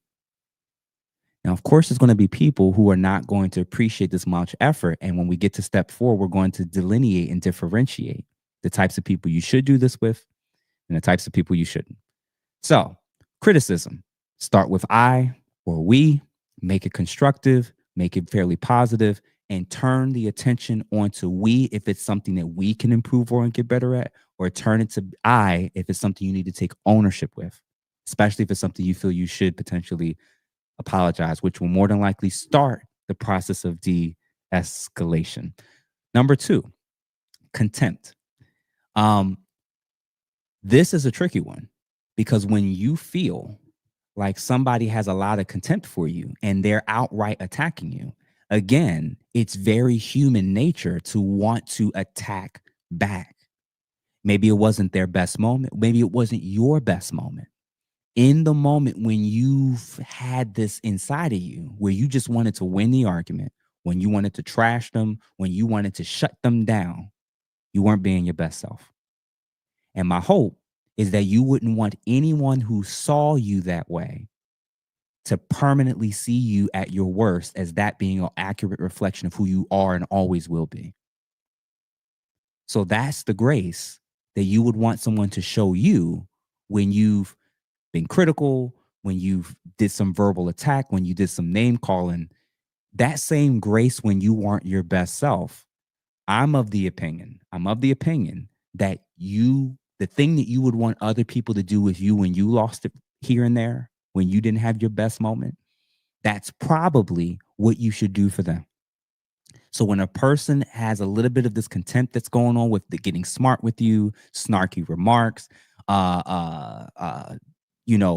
being very short, name calling, slow down. Even if you got to take a 5 to 10 minute break or longer. Oftentimes when we have a really bad argument and we leave, we go in separate rooms. One of us leaves the house. We go in separate spaces. Everything in our head is talking about what we hate, what we dislike, how pissed off we are, how life would be better not dealing with this or them. If this isn't their norm, and this is a rare thing that they're doing, you have to intentionally remind yourself about their positive qualities and actions. Because the only way you're going to get back to a place of wanting to resolve this, especially in a healthy way, is if you build a culture of gratitude. When you have contempt and outright detest and have anger, especially after the conversation, you're going to be tempted to hate, to be bitter, and to only fixate and lock in on the worst aspects of the worst moment for them. And that's going to color and frame how you see the rest of the relationship. So you're going to forget all the times he took out the trash. You're going to forget all the countless nights when she woke up to deal with the baby overnight. You're going to forget all the countless things that he paid for that you can't even keep track of.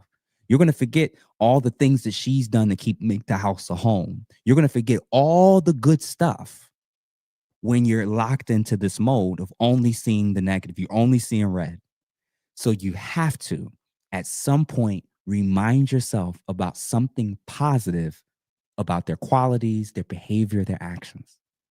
There has to be a reason why you're with them in the first place. It has to be a reason. What is that reason? That's the thing that's going to help you. So when you apologize up front, when you take ownership, when you allow yourself to be open to feedback, and then you intentionally try to focus on why it is that you love them, why it is that you're with them, that temper, that meter that's way up here of like, I'm at a 10 right now. You should start feeling and noticing it coming down if you're doing these two things intentionally. The last two parts of the horseman, defensiveness.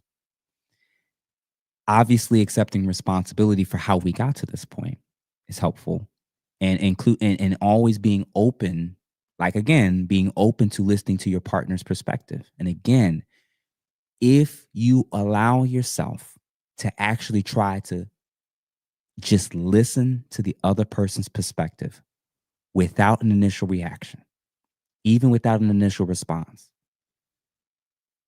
a great question to ask is, do you be honest with me? Based on what I said or what I did, how did it make you feel? Just ask that. Based on what I said and what I did, how did it make you feel? When you do that, when a person's being ultra defensive, you're communicating to them with that type of question, open in that type of way. This is a moment for you to safely feel you can share how you actually feel and what you think I did or said to cause you to feel this way. When you're listing off all the things they did wrong, when you're saying they need to shut up, when you're saying I don't need to hear that, why would somebody not end up becoming defensive? Why would they not get aggressive? Of course, they're going to do that. And for self-disclosure, y'all, like last week, I didn't have a great moment. I had a stupid, petty argument about some statistic stuff relating with men and women with my wife. And for a moment, like I raised my voice. I didn't like the version of who I was. And, I had to apologize. I had to take ownership for having that moment. It's pretty rare for me at this point to get to that point. But even with me and everybody else who does what I do, I'm still human. And I dropped the ball. A few weeks prior to that, she dropped the ball. It's that ability. How quickly can you apologize? How quickly can you take ownership? When we first started dating, or if we went to previous relationships, we may have been angry for hours, days, may not even talk to the person for like a whole week. Now, her and I are at a place where like sometimes we're apologizing, later in the night or even within the same conversation. So this is something that you actively have to practice with. And when you know you did something wrong, not wait for the other person to call you out on it. Take ownership of it and accept the responsibility for your role to play in this exchange. And then open up the conversation or ask that type of question to get them to hopefully bring their defenses down and realize, oh, wait a minute, he's apologizing. He's taking ownership for what he did wrong. He's intentionally asking for things, he's intentionally asking for how it is that his actions are making me feel. And he's not making me feel like whatever it is that I'm saying, he's about to make me pay for it with hitting me twice as hard in response. That criticism is going to start to not feel as bad. The contempt, the defensiveness, the walls are going to start to come down because you've effectively done a much better job at getting the temperature to kind of ease in the room. And then last but not least, stonewalling. When we look at the example of stonewalling, which is withdrawing as a way to avoid conflict and efforts to convey disapproval, distance, and or separation, there is a way to leave the conversation and take a break that doesn't look like this. The first thing is that when you take an intentional break, verbally, emotionally, or conversationally, be intentional with letting the other party know what it is that you're doing and why. So when you realize things are getting pretty contentious, when we're in this car together and we fighting over the steering wheel and chaos is ensuing and we're about to crash, it's far better to say, you know what, I think we need to slow down. I think my emotions or our emotions is a little high right now. And I don't want to get to a place where I'm saying something I shouldn't. So you know what? Let's pause this for a little bit and let's talk about this later tonight. You know what? It's late. I don't have the mental capacity to really handle this conversation well. And I don't want to be disrespectful. And I definitely don't want to end up in a place that we don't want to go. So give me some time to think about it. And then let's talk through and kind of work this out. Now, when you leave, this is the key part. A lot of people leave and all that they do is think about all the negative stuff that happened in that conversation. You're supposed to be calming down, right? Spend some time doing something that helps you with soothing, with calming down, or even distracting you, because it's going to cause a physiological self-soothing. Everything's going to start to change. Go get a workout in. Go for a run. Go watch something. Go listen to some music. And allow your body and your brain and everything that's kind of racing, allow yourself to kind of relax, rest, even take a nap if need be. But as you do these things, it better prepares you to be able to re-engage and come back to the person. When you're still amped, when you're still on, when your emotions are still high, what's the likelihood that like your feelings are that you're going to handle communicating your feelings and thoughts very well? Probably not high. So again, these are the 4 to be mindful of, to kind of note. And obviously I covered a key things that we can do in each of them as a difference. But this is the last piece. And arguably for many people, this is ultimately going to be what a lot of you care about. And this is a key thing that I've seen and noted with a lot of men when it comes to conversations with women, and all the complaints in the comments, all the countless men all over the manosphere that says, why is it that we got to make all these accommodations? Why is it that we got to change? Are we treating women like children? We shouldn't have to change anything. They're just adults, blah, blah, blah, blah, blah. All right, man. I'm going to tell you this. None of us are batting 1,000. Each of us have needed grace in our friendships, in our relationships, particularly and especially when we haven't been our best selves. Y'all probably, as men, you probably raised your voices. As women, I'm sure you might have raised your voices as well. You may have gotten out of line with what you said, with what you called them, with what you admitted to or what you didn't. When you chose to not apologize, when you chose to be stubborn, when you chose to throw something, punch something, hit something. The reality is like men and women tend to not always handle our emotions perfectly. We have these moments when we just didn't handle it well, especially when we're younger, oftentimes. The goal with everything that I just said from outlining what's the key issues, what's the key triggers, what's the key behaviors to look out for, is you just need to distinguish whether what's going on with the person you're trying to do life with, if this is an issue relating to immature communication strategies or chronic character problems. Because those two things are going to look very, very different, especially when you start applying all the stuff I just suggested. When you both are being toxic, when you're both being trash towards each other, it's very, very difficult to understand and know for sure if the other person, that this is really just an immature communication issue, a strategy that's being implemented, or if the other person really has a legitimate chronic character problem that's probably not going to change while you're in their life and they're in yours. So when you think about what I just said for a second, your job, and Di, when she had said it earlier from Boston about like, when do we know that we've been doing this too long? You need to be able to, what I'm about to outline is supposed to help you observe whether or not what you're dealing with is just a person who's just struggling when it comes to immature communication strategies, and whether or not you should still have some patience and grace with that. Or if this is a legitimate chronic character problem or issue, that they're more than likely that they have no desire to change, if that makes sense. So, number one, if the person generally, are you or they quick to listen, slow to speak, quick to apologize? If they show any of those traits, quick to listen, slow to speak, and quick to apologize,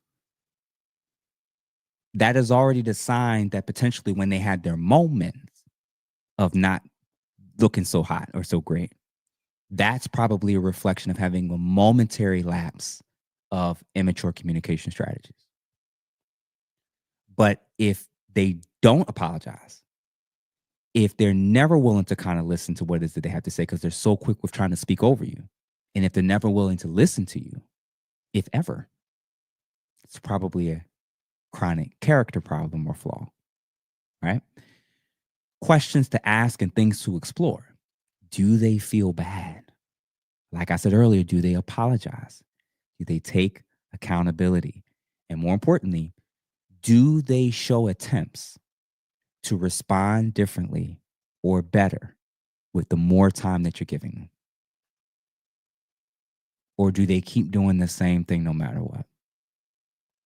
Do you or they reflect and scrutinize the expectations on the relationship and whether or not they're unrealistic, practical, too high? And are they open to adjusting them if they realize that that's the case? Or do they refuse to adjust their expectations no matter what, so as to justify being able to weaponize being ultra critical? A person that truly loves you is going to constantly be in that, in their head internally. Am I being unreasonable? Was I being too harsh? Do I need to move on from that? Let that go? Can I be a little bit more patient and errant? That's what a good, loving person who's committed to wanting to be with you is constantly thinking about. They're thinking about what they're doing and what they're expecting, and whether or not they need to make any accommodations or changes for the person they love that's not perfect and isn't them and doesn't always think exactly like that. The person where it's a zero tolerance policy, where's the love? Where's the grace?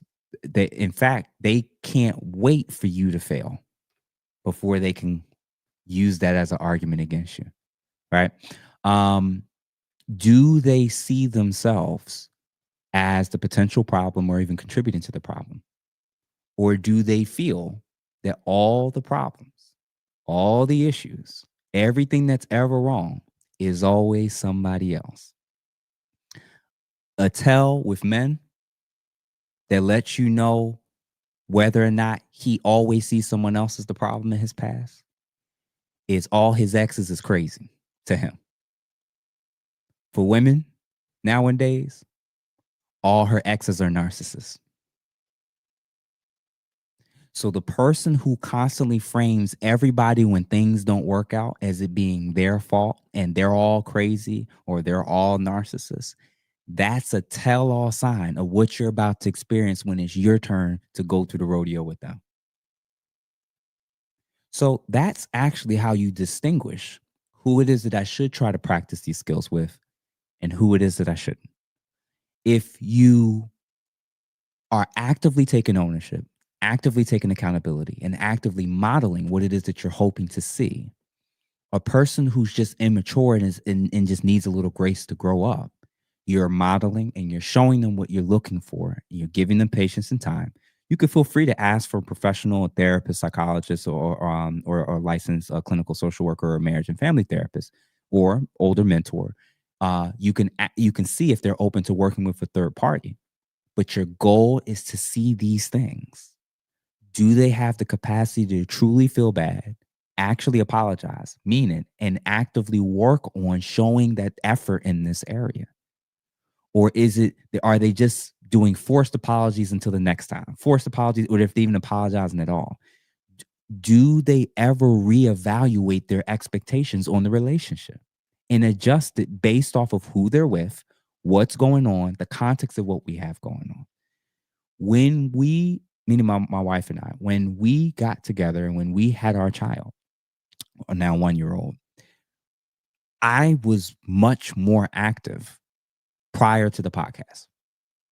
And when a podcast happened and everything's happening where I'm talking to you all many nights, I'm prepping, I'm doing interviews, I'm doing all these different things, which is costing me 10, 15 plus hours of my week that I was usually back for my family.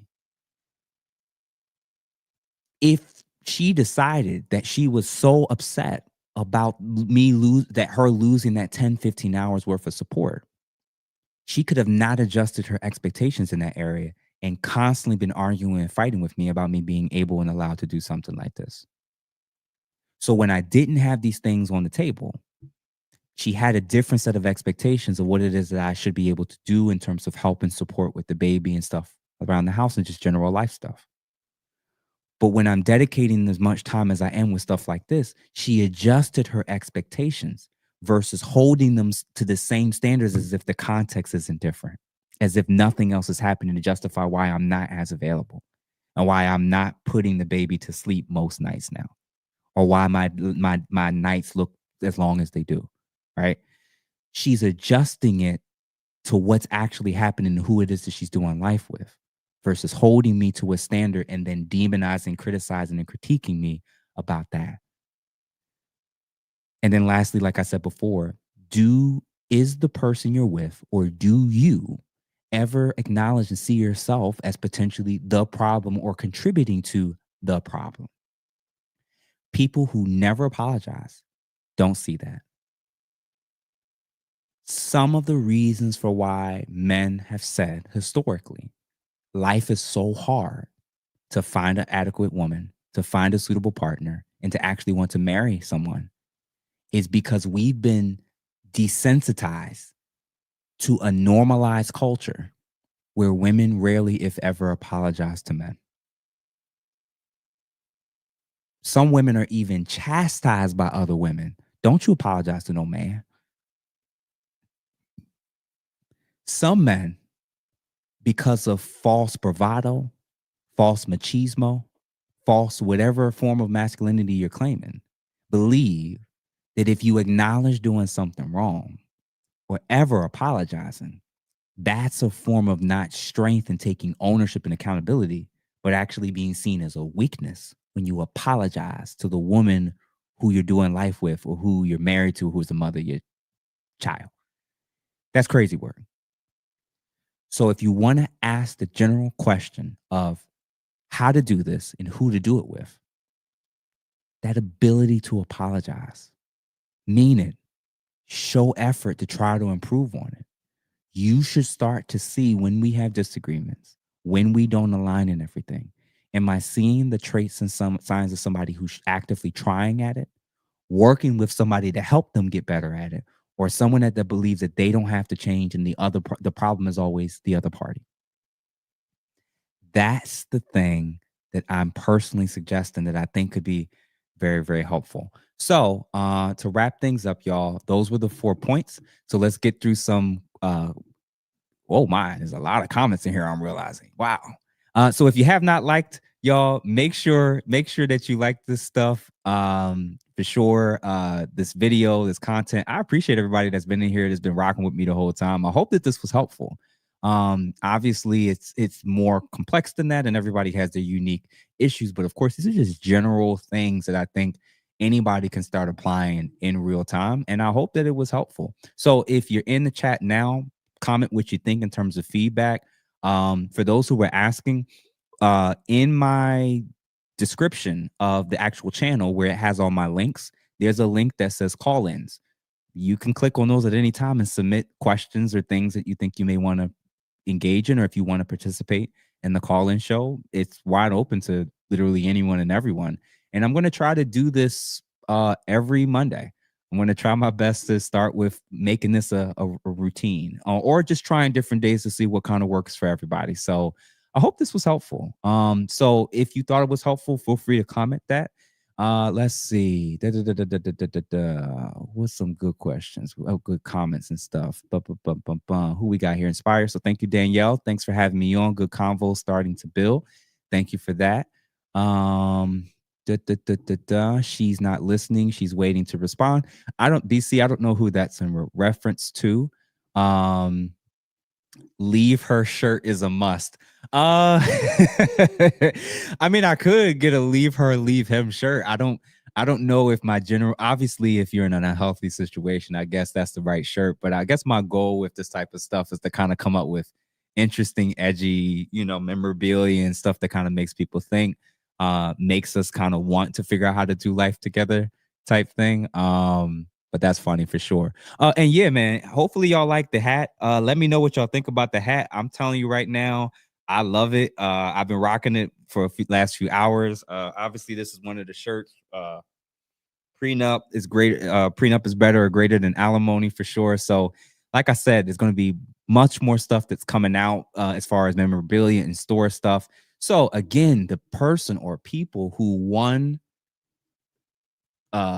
who are winners for as far as memorabilia, as far as from the store, is Mrs. Plum, Mo Johnson 8459, Queen Lon Nas, and Will Mallory 9085. You all were the most engaged people on the channel for the last month and a half. So you all will definitely be getting something free from the store. So make sure that you reach out to me. There's a whole host of ways you can do it, between DMing me on Instagram directly, so that I can get access to your address and we can mail this stuff out to you. You can comment in the comment section and just put your email address, and then we'll get in contact with you all that way. But shout out to you all for being super engaged. So yes, y'all, best believe, if you're showing up to these chats, if you're promoting, if you're tagging, if you're sharing, we're noticing this stuff. So feel free that, when we announce this again, either at the end of the month or at the beginning of November, we're going to do another 3 to 4 people as well. And it's always going to be different people. So you're going to have a chance to win, but that's how you win. That's how you stand out. Become a member, become a subscriber. Feel free to like, feel free to comment, and definitely share on different social media platforms and tag Ask a Brother Podcast. And we'll see it. We will see it. We have a team of people who notices and sees this stuff. And we have a tracker on the YouTube channel alone that lets us know the total number of comments that every single person that's ever commented on this channel has ever done. So we see it clear as day. So we can tell who's all kind of contributing and helping with stuff like this, with this particular channel.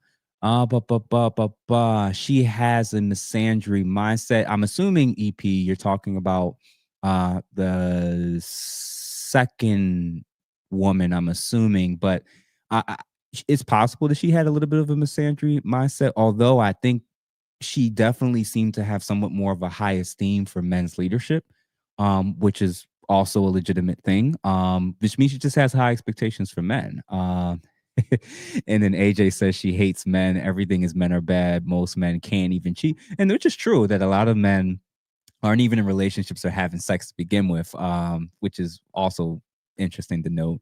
The leave her shirt is fascinating. It's funny. so to speak. Brothers we should strive for women who have elegant, not vulgar loons. Okay. Thank you, Neo, for the comment. Inspire, why are Black women so afraid of over villainizing the relevance of a man potentially cheating on us? Our community has way more issues to deal with. So afraid of over villainizing the relevance of a man potentially cheating on us. Our community has way more issues to deal with. I think two things could be true. I think sexual discipline, myself, men, other men, and men and women in general. First of all, stats are saying men and women are cheating comparably to similar rates, and depending on how stat you look at and how young it is, there's even some stats that saying young women in their 20s are cheating more than men.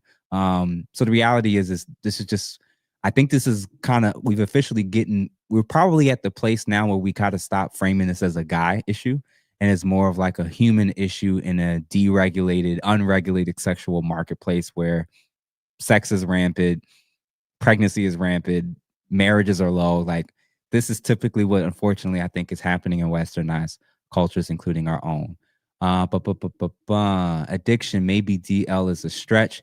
Yeah, in regards to the question from, I believe, Di about the whole men being on the down low or being gay when they're doing a lot of rampant cheating. Yeah, there's a whole host of guys that doing a lot of rampant cheating. I don't think that they're all interested in that means they want to be with men secretly. I think it's a combo of things, man. It's like I said, it could be just general temptation, a lack of sexual discipline. It could be a whole host of things. It isn't just because they secretly want to be with men in the end. There could be multiple reasons. Are you a therapist? Yes, I am. And look, y'all, she told us where she stood with that shirt. You can't say she didn't warn us.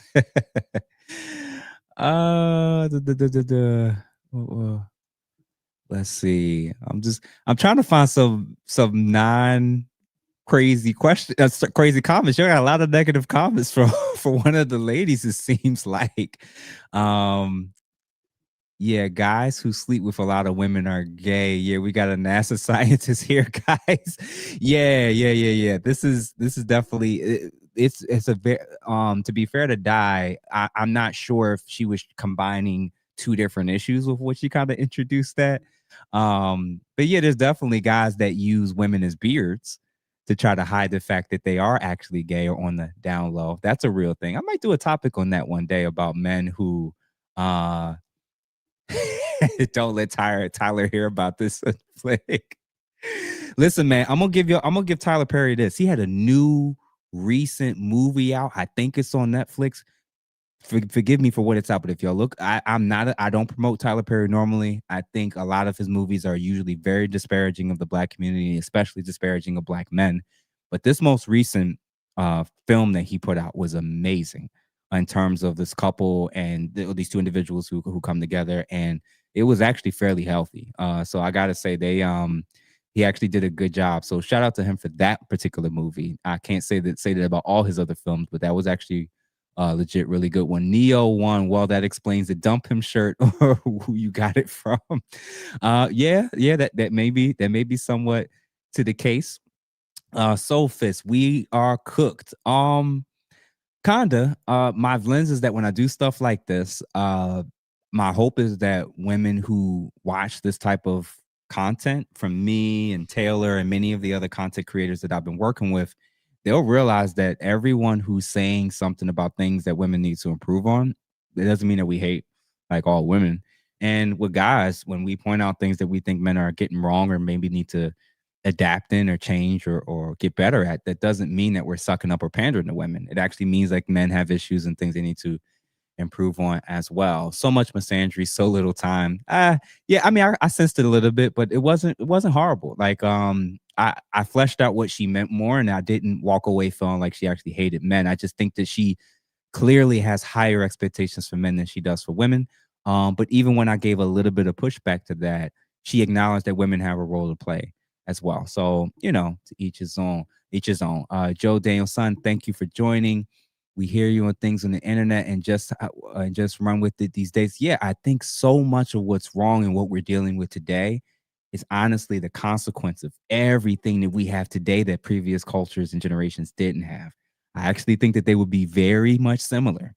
If you gave your grandmamas only access to OnlyFans, if you gave them access to all this stuff, if you gave your granddaddy who stayed in a relationship for 40, 50, 60 years, you gave him access to something like this when he's 20 years old, when he's at the prime of his testosterone peaking and everything, his hormones peaking. Do you really think all these men were just men of honor? They never struggle with lust. They all, come on, y'all. Why do you think we even ended up with feminism? Because the environment for many women was one in which they felt like the alternatives was somehow better.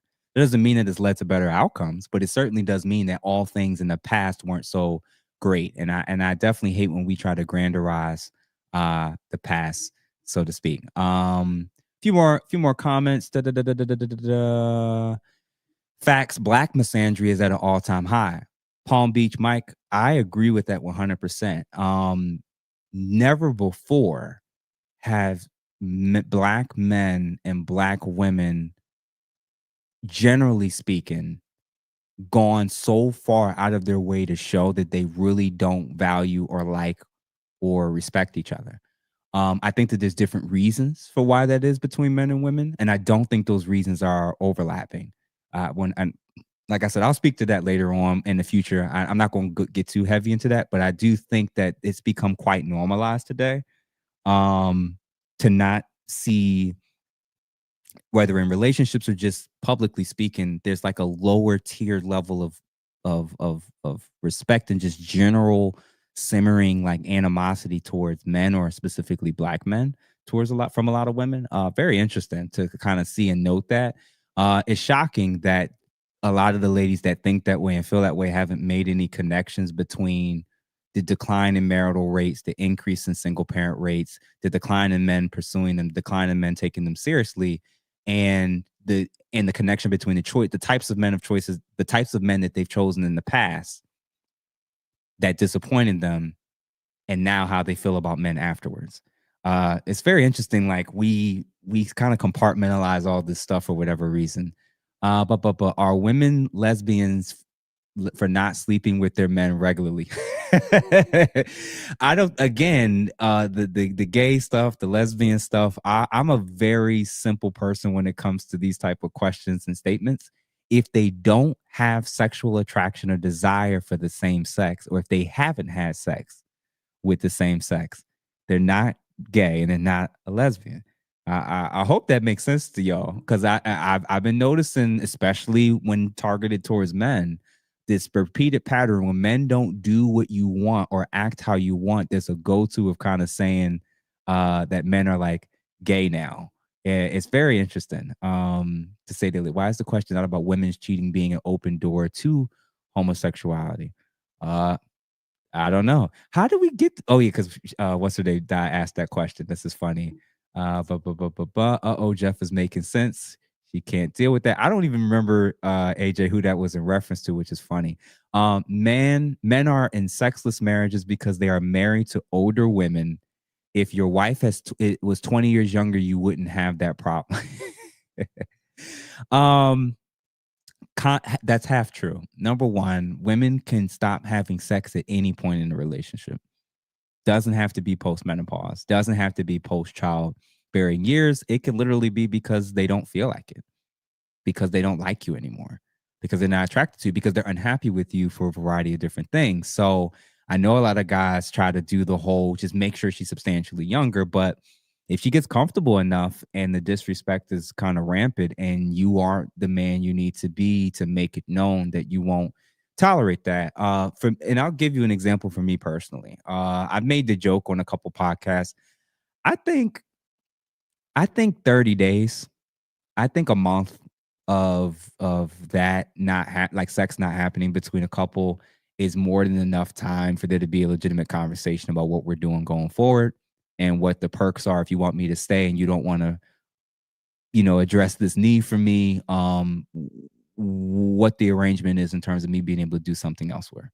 I believe that. I believe that you don't get with people, offer something, allow them to come in, and then hold them hostage after they get in. This is equivalent of applying for a job position, reading the job description, getting the job, showing up for work, and then agreeing to only do half of your responsibilities and still want full compensation and pay. That's insane. And that's often what a lot of people are doing when they approach relationships. So men, we tend to do this in a few different ways, but one of which is the way in which we approach dating, courtship, showing that we desire her.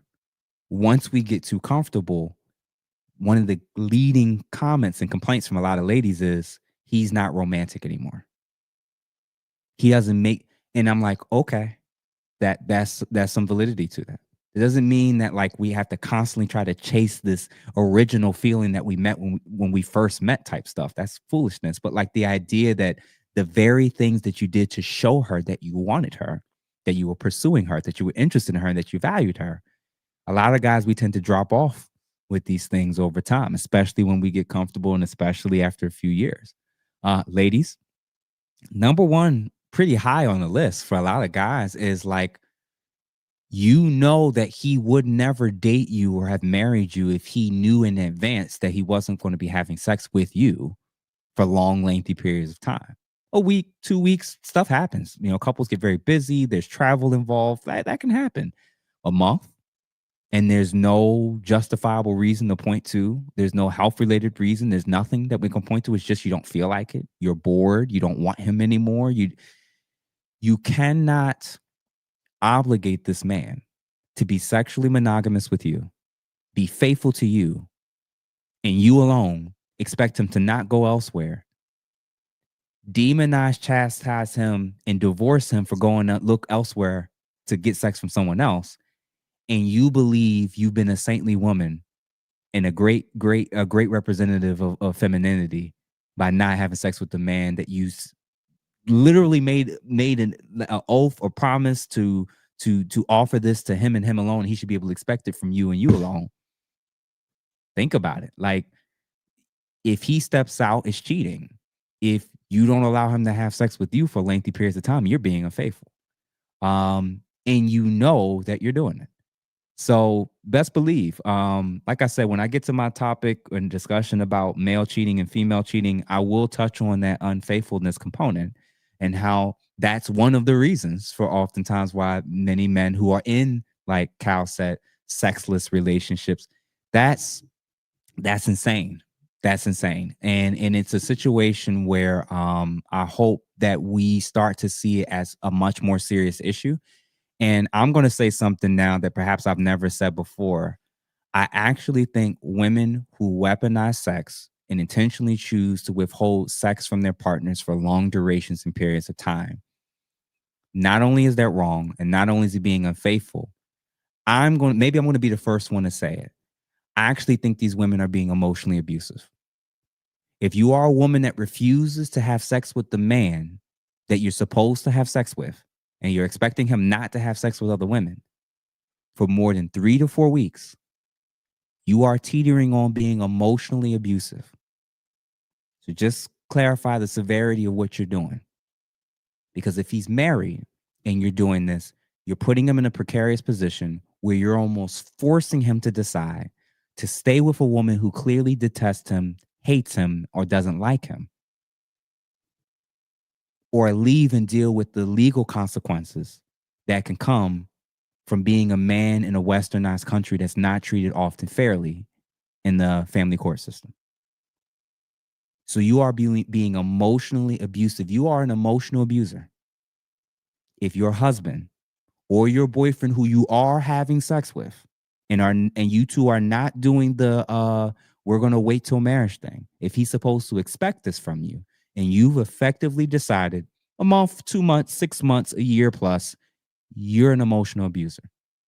And I think we need to start calling out that type of behavior if and when indeed we see it. The issue is them not being upfront about it. The actual wanting to sleep with other women outside their partner is not a new phenomenon. I agree, man. And I'm recognizing it only when I look at my past decision-making, past relationships, and even talking with different guys. It is two issues though. It's not simply just that upfront men that end up cheating aren't honest up front about their desire to always have sex with other women.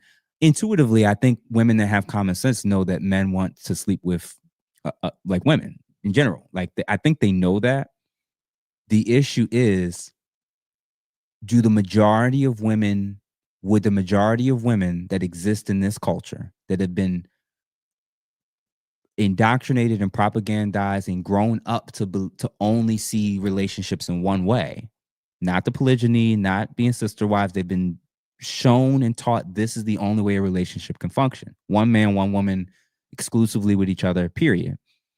Is the majority of women in this culture going to reward all men that say to them, just so you know, occasionally I might like to sleep with another woman? If the answer is the majority of women would not do that, that they'll leave, that they won't give him a chance, they won't take him seriously, they'd rather go to the guy that lies on them and tells you, oh, babe, I'm just going to be with you and you alone for the next 60 years.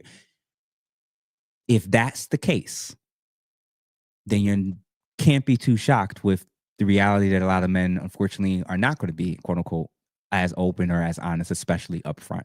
If the majority of women rewarded that honesty with relationships and sex and decisions to still be with those men, then yeah, I think the truth is out that I believe it. I actually believe that a lot of guys would opt for it and they would prefer that. But until they see a whole host of women who are now flipping the script and kind of initiating that conversation and making it known that they are open to that type of dynamic, until that's the case, I think we're going to get stuck, unfortunately, with kind of where we are. Chasing Grace, they know. KS Kevin Sam, thanks Lennox. Kevin Samuel say keep his belly full and balls empty so you don't have to worry about cheating. That helps. It doesn't guarantee it, and it's extremely important with what I'm about to parse when it comes to quote unquote cheating. It's extremely important with what I'm about to say. It doesn't matter if my wife decided she's not going to have sex with me the next 3 months, 6 months, or a year. It's my decision if I decide I'm going to go out and cheat. I can remain abstinent. I can end the relationship. I can confront her about it. And if she intentionally chooses for whatever reason to not have sex with me over the next 3, 6, 9 months, or a year, at any point in time, I could have just left. So when I choose to stay, regardless of the legal risk and the complications that come if I decide to leave, no one's holding a gun to my head and making me cheat. And I think that's a really important thing that I think all men need to fully embrace, is that when we've stepped out, when we've done wrong, we were just wrong.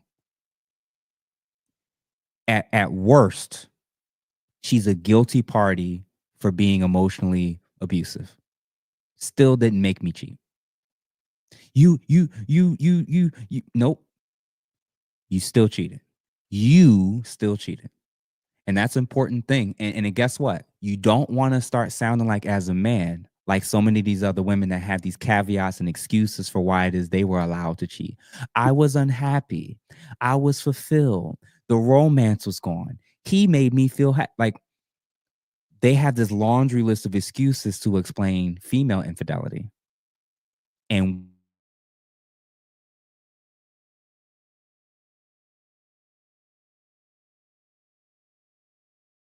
doing something wrong or quote unquote, cheating. If you cheated, you cheated. If you stepped out, you stepped out. And unless she took a gun to your head or a knife to your throat and walked you up to a woman and said, you're going to sleep with her right now, she did not make you do it. So just kind of clarify that. So no, yeah, she can feed you, she can have sex with you, she could do a whole host of things. It doesn't even guarantee that a guy won't cheat. I just think that it probably decreases the chances significantly. Carrie, thank you. It's facts. MJ, women cheat all the time and they know dude is married or living with a woman. Yeah, I kind of alluded to that earlier, where it's like if you're a guy who gets around in the past or presently, if you're a guy who's been the guy they've been cheating on their person with, their man with, your lens on all of these types of conversations is totally different than most people who aren't fully aware of just how unfaithful and toxic and how often a lot of women are cheating as well. And because they get away with it more, and because less men are open to talking about it, and less men, I would think, this is anecdotal, I'm about to say, I would think most men are probably less likely to try to expose her for doing something on the side, especially when he's the side John, the side dude. It's no wonder that this has still been all this time kind of framed as a man issue. When you ask enough guys, we've seen a lot. You know, we've seen a lot. Facts had to say no more when I was married. Carrie, women don't know how to build their own man, so they want to steal a grown man. Okay. So this is like mate pre-selection or mate selection type stuff, and this is like the concept of mate poaching, where women will, the moment a man is seen as attractive by another woman, by one woman, for many women around, he automatically gets a point or two, a point of mystery, a point of interest, where it's like, well, what did he do to get her? What does he have? And if they can't tangibly see it externally, because he's very good looking, because he's very charismatic, because he dresses very well, he's funny, if they can't sense those things, they're going to start to assume it's the things that potentially you can't see. Maybe it's his money. Maybe it's the family he comes from. Maybe he's influential in a particular field. They're going to start to, like, because all men can't get access to all women, just by default of a man being with a woman, he's seen as attractive by many other women, just like that. So a lot of guys will say the most attention they get is when they're in a relationship. Very funny, very, very fascinating. Women aren't prepared for competition in America. I'm assuming this is in relation to the dating market, and that's objectively true. The couple of the podcasts that I've been on, Fresh and Fit both times, the question was posed to the ladies, both white and black, both westernized here and from, I believe, the UK, and again and again and again, the question's been asked, ladies, what do you think about this competition, like in terms of like the dating market? And they all say, I'm not in a competition. I've said it on the podcast, nothing sadder than seeing a race where 9 out of the 10 people in the race, when the gun goes off, they start racing, and the other person is like sleeping at the starting line, doesn't even realize they're in a race.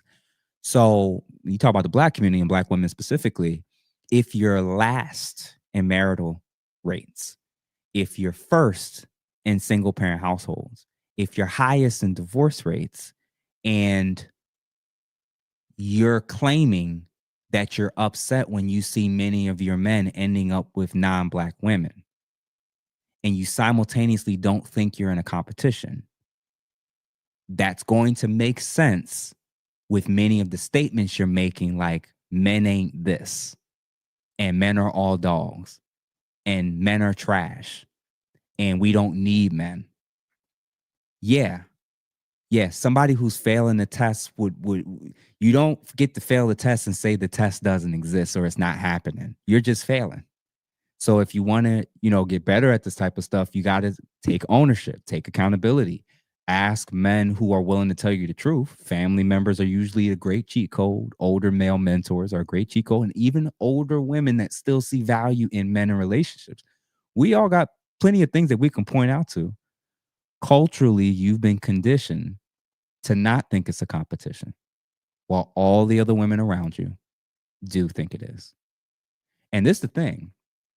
It's not just a competition amongst the women that's here. It's a competition globally now. Competition's abroad. And the idea that the attitude and the disrespect and the constant contention, the constant tension when it comes to these battles and these relationships, there's a reason why more and more black men are opting to not get married, stay away from relationships, or date out or go abroad to date or pursue a serious traditional relationship. It isn't just because they're all weak. It's because they're recognizing they want peace and they want a woman that they just feel actually respects them and gets along with them. So if you struggle with that, if you've done many of the things that we talked about today in tonight's episode, that doesn't mean hope is lost. I think we all can get better at this. One of the things that you all may not realize, despite the belief that I'm always this calm guy who tends to just think a lot, and which I do, and I am fairly calm normally 90% of the time, was that in the past, in high school and early through college, and I've definitely not had some of my best moments, man. I would lose it, break things, have to be restrained, like attacking teachers, fellow students. Like when my emotion got the best of me, I completely was just an overly emotional male. I wouldn't even say I was acting like a man. And it wasn't great to see in hindsight. So it's work. It takes a lot of work to get to a place to learn and try to implement a lot of these type of strategies and techniques and get better at not allowing the situation to dictate your emotions and feelings, but you taking ownership of your feelings, emotions, and especially as a man, the relationship as a whole. Jeff is about to shake things up. I hope so. Thanks, Brian, for that. According to the New York Times, women cheat more.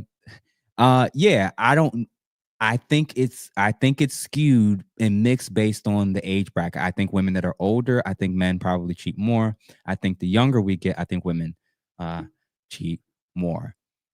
To be reading comments while on. I don't know what that one means. The sexual revolution, feminism wasn't a black issue, but somehow our women fell for it. Yeah, in the future, I definitely want to talk substantially more about what kind of happened with feminism and how it kind of played out into different communities, including the black community for sure. I do think it has impacted each demographic a little bit differently, some worse than others. And I do want to, at some point, when I do a full-fleshed work through of just the development of feminism, the four waves, key pioneers, and what a lot of their motivations were, quoting them, and what it's kind of eventually led to. We'll see. KS will never be replaced. That's all I'll leave you guys with. Thanks, Mr. E. I guess. Dump fake women. Okay, cool. Correct. Men back in the day didn't really hide their cheating. Everyone knew. They were confident in what they did. And if the wife wanted to leave, she could. Usually didn't. I think it was a combo of that. I think some women knew they couldn't leave. I think some women could leave and obviously chose to stay. I do think there were some women that legitimately didn't know and found out about these secret relationships or secret families later on. And it was especially the black community is very fascinating. We a lot of us know when we see all these cousins where everybody don't quite look the same and something seems a little bit off. That's something we've definitely picked up and observed over time. There is no Go to Kentucky if you get married, MJ. So for all of you that didn't know, Kentucky is the first state, to my knowledge, that happened, I believe, last month. They came up with a new law that I believe got rid of, or the new law, which I believe equalized custody 50-50 automatically. 50-50 custody automatically. And I think they may have done away with child support. And divorces plummeted. So that's an argument in a bucket for men's arguments. That's a win. That's a point. Because a key point that men have been saying for years, 20 years now, men have been saying that women have been incentivized to leave relationships with a heavy emphasis on the financial payout of what they can get for having the kids, and them getting access to them having the court on their side to get access to the kids more than he will. This is why the whole saying of he should fight for his kids. Nobody ever says a mother needs to fight for her children. Women are seen as a default in America as the default parent, just by default. That's just how it is. And Men have been saying for the longest, well, if the courts are heavily skewed in women's favors and men have to spend all this money to just fight for the right to get access to see their child half the time, although they're equally also a parent, and they get financial perks if they leave. Well, what happens if, we've said it, what would happen if they made 50-50 custody and they reduced or completely eliminated child support? Divorce is plummeted. Ta-da! So it turns out every single woman that's opting for divorce, it actually isn't because they're getting brutalized, getting abused, getting cheated on. It's actually simply because apparently stuff was so bad that when the laws changed, they were willing to stay. So was it that bad, or was it as egregious as all these sob stories are making it out to be? For across the board, of course, there's unique situations, but perhaps in an environment that's where we're doing divorce parties and where so many things have been normalized, and we're celebrating celebrities that are rich and still married and getting pregnant by NFL athletes while they simultaneously see he's impregnating 2 other women and just had a child or 2, and we're celebrating that. Maybe in that environment where men were seeing this, seeing how it's being promoted, and we're pointing out, like, how can y'all talk about wanting marriages? How can y'all talk about wanting men and women to get back together when you're not willing to acknowledge this is a big, big issue that's happening in the court system? And Kentucky, for whatever reason, seems to be one of the first states to acknowledge that this is a real deal thing. It's a real deal thing, and it's really, really happening. So shout out to MJ for pointing that out. I'm going to get through a few more of these because I don't want to hold you all too long. Retaining a man requires a healthy, open, feminine heart. Yeah. I think on both ends, men and women, in order for us to get better at being able to maintain relationships, we have to work towards being healthier versions of ourselves to even know how to deal with somebody who's struggling, deal with somebody who kind of fell through the cracks. If I'm not my best version simultaneously while she's struggling with communicating and expressing herself, we're just going to clash. So somebody has to be the one to kind of take the mantle and more or less, start trying to be the more healed, more mature person. Oh no, are you a male therapist too? Yeah, I am. She gets half your 401k, your stock accounts, the whole house of kids involved, and you get the whole mortgage if she never worked. No, I don't know why she was wearing that, but to each his own. Is what it is. If intimacy is real, is cheating ever necessary? If you plan to sleep with someone else, why not just keep it honest? Isn't the love and relationship real? Well, I'm gonna say this. Intimacy it can be real and cheating can still occur. Cheating is never necessary. If you plan to cheat with someone else, why not just keep it honest? That's fair. That's a fair, legitimate argument. And I kind of alluded to that as well. And isn't the love relationship real? Yeah. I think when it comes to honesty, for whatever reason, it seems like a lot of the ladies love to use and demand honesty when it's very convenient. And when it's honesty pertaining to their behaviors or how they can show up in relationships, they're not as honest about that. Women who state all their exes are narcissists and can't point to anything they did wrong or are doing wrong, it's narcissist. That's somebody not being honest. Somebody who never apologizes and taking ownership for anything, for what they've ever acknowledged what they did wrong, is not being honest. Women who offered sex and physical intimacy and connection when we were dating, and then once they get the ring, that all completely falls off. They were a liar. They were lying. They were clearly not being honest. Women who motivation was to leave the relationship with all this other stuff, or get what they need from the other, get with the man that they really don't want to get all the perks that they need to lock in, and then sleep with men on the side that they're actually attracted to. Lying. When your girlfriends are doing heinous, toxic things to men and you don't call them out on it, you don't distance yourself from them, you say that there's no consequence or you even incur, lying. So I think that, like, male lying and female lying, we have our versions of that. And I think it's important, when we delve into these type of topics, it's okay to talk about men, it's okay to talk about women, but just acknowledge that, like, yeah, man, across the board, like, we all just got to get we all got to get better at some of this stuff, for sure. Yeah, we're actually almost done. I'm just now realizing child support can still be determined by a judge based upon income, but custody is 50-50 automatically. Unfortunately, Doug, with regards to that, I'm assuming you're talking about Kentucky. Once the both parties split, where the child is in terms of school, who's closest to the school, who's furthest enough from the school, if there's a school involved, you name it, who makes more, like a lot of this stuff is weighed in. And you got to remember that a lot of judges are just biased. Now I did hear Georgia is one of the few states, and potentially Georgia and maybe Texas is one of the states that actually leans a little closer to being a little biased towards men. And then almost all the other states is typically is in the other direction more often than not. And then obviously Kentucky is the Kentucky of all places, seeming to be one of the ones that's doing it for sure. Shamans deal with mental health. I guess they do. I think if we get to a place or point where we had a full-fledged conversation, I think we could work through that and kind of see World of Warcraft build. Califell, are you crazy for that? I'm not going to acknowledge. Oh my gosh, that's hilarious. By the way,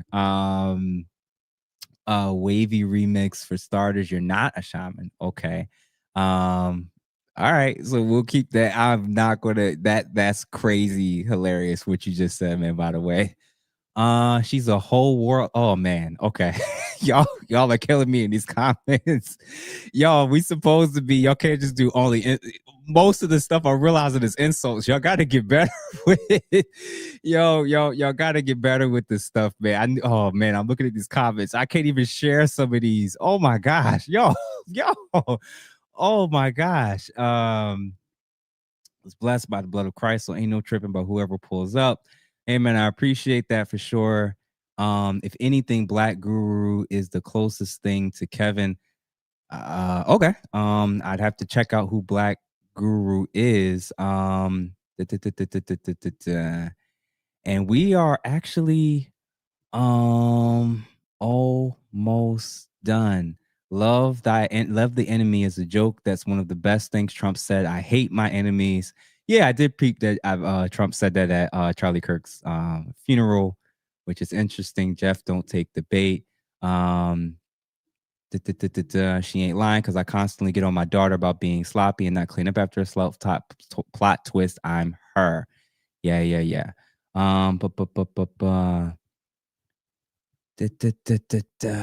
Here we go. Charlie Kirk, bruh. It's not about him tonight. Please stop. Yeah, I didn't lean too much heavily into the Charlie Kirk stuff. I kind of hinted on that enough. And honestly, I'm kind of bored and over with it, honestly. I feel like I said everything I needed to say about Charlie. I don't think people should be guilt tripped into feeling anything towards him. I just think that people shouldn't be rejoicing over somebody's death.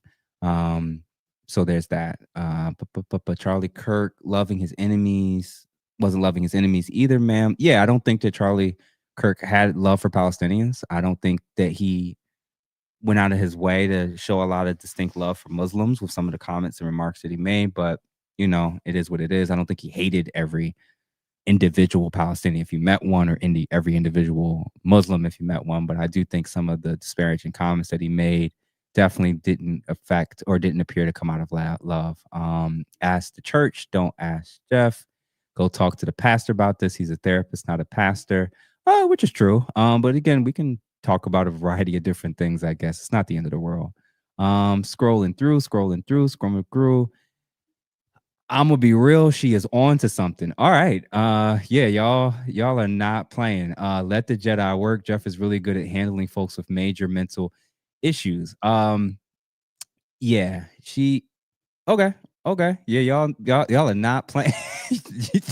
A lot of these comments are crazy. Like, what's going on, y'all? Yeah. I brought it. I mean, like I said, I was able to get us back on track and get us back in order.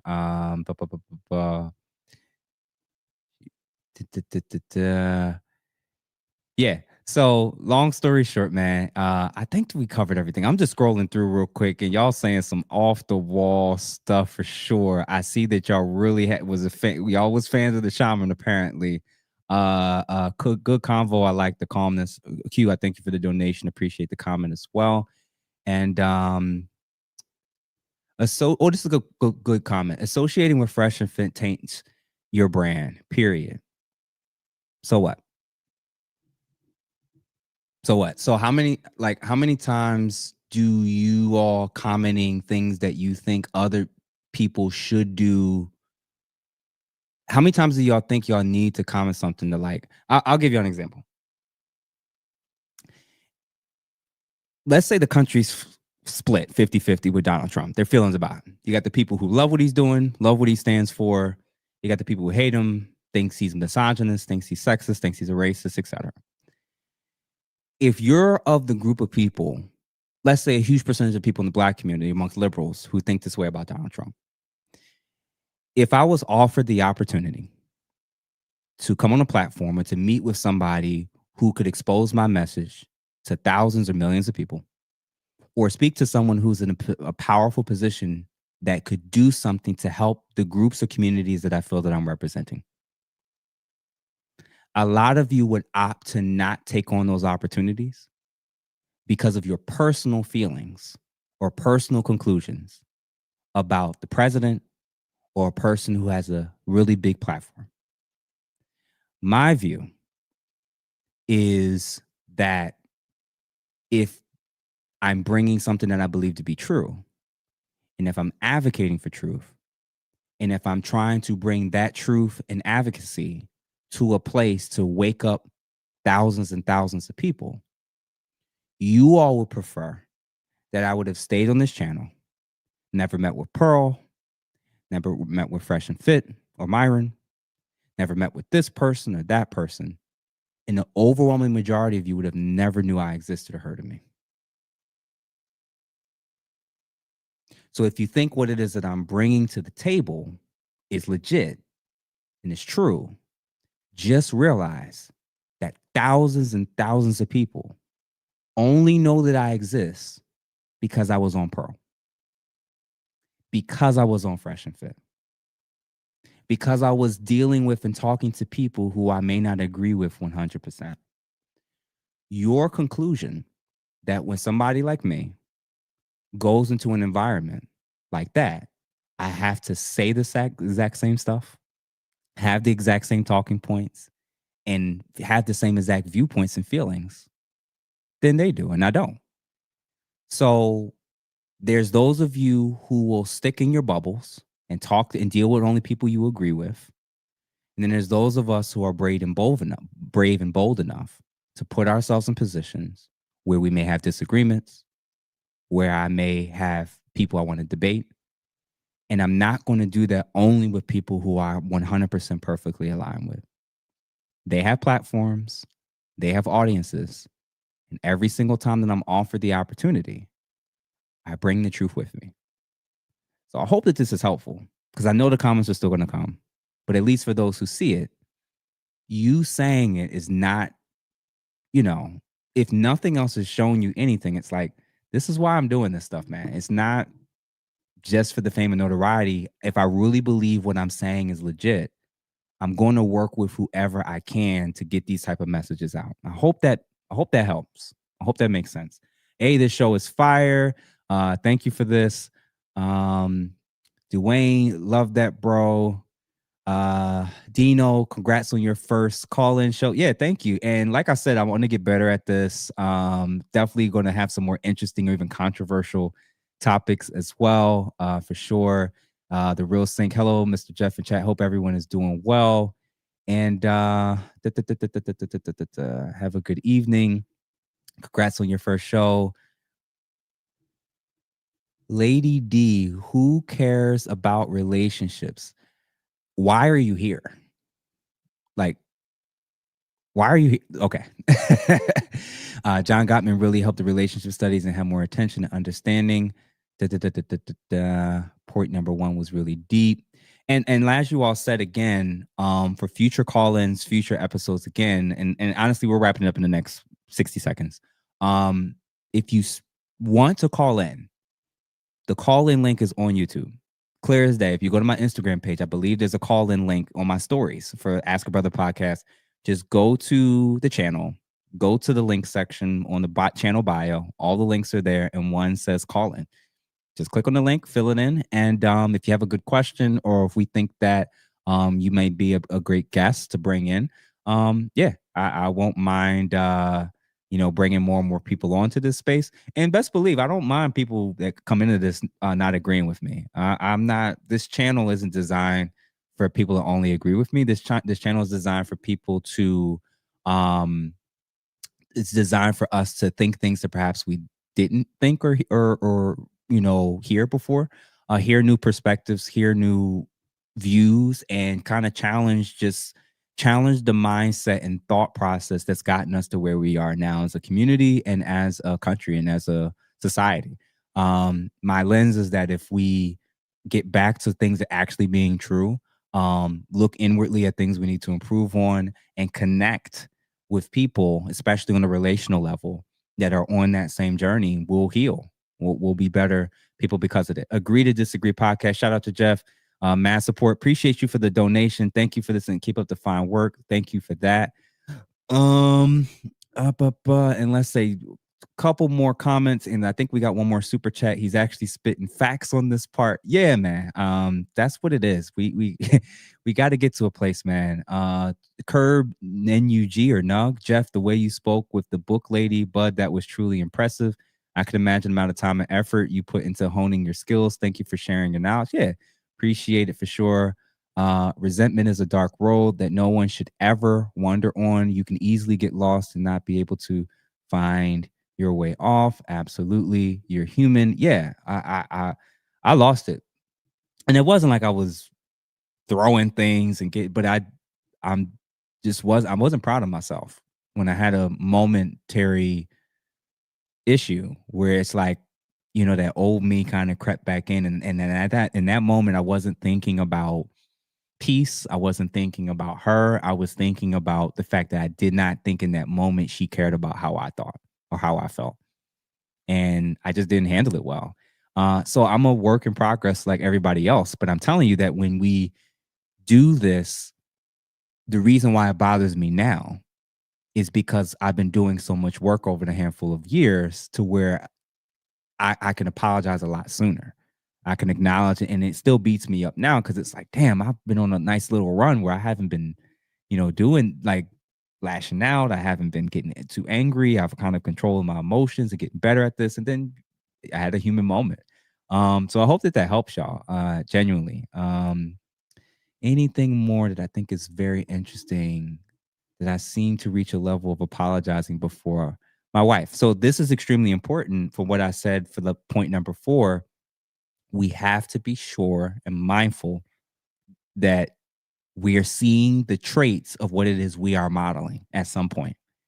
And if you can't get her to do it yourself through what you're showing in terms of habit, trying to be patient, doing all the things that I'm suggesting, the next stage is to bring in a third party and try to get her to start to do it through that lens. Now, again, that's a different conversation if we get to that point where she's refused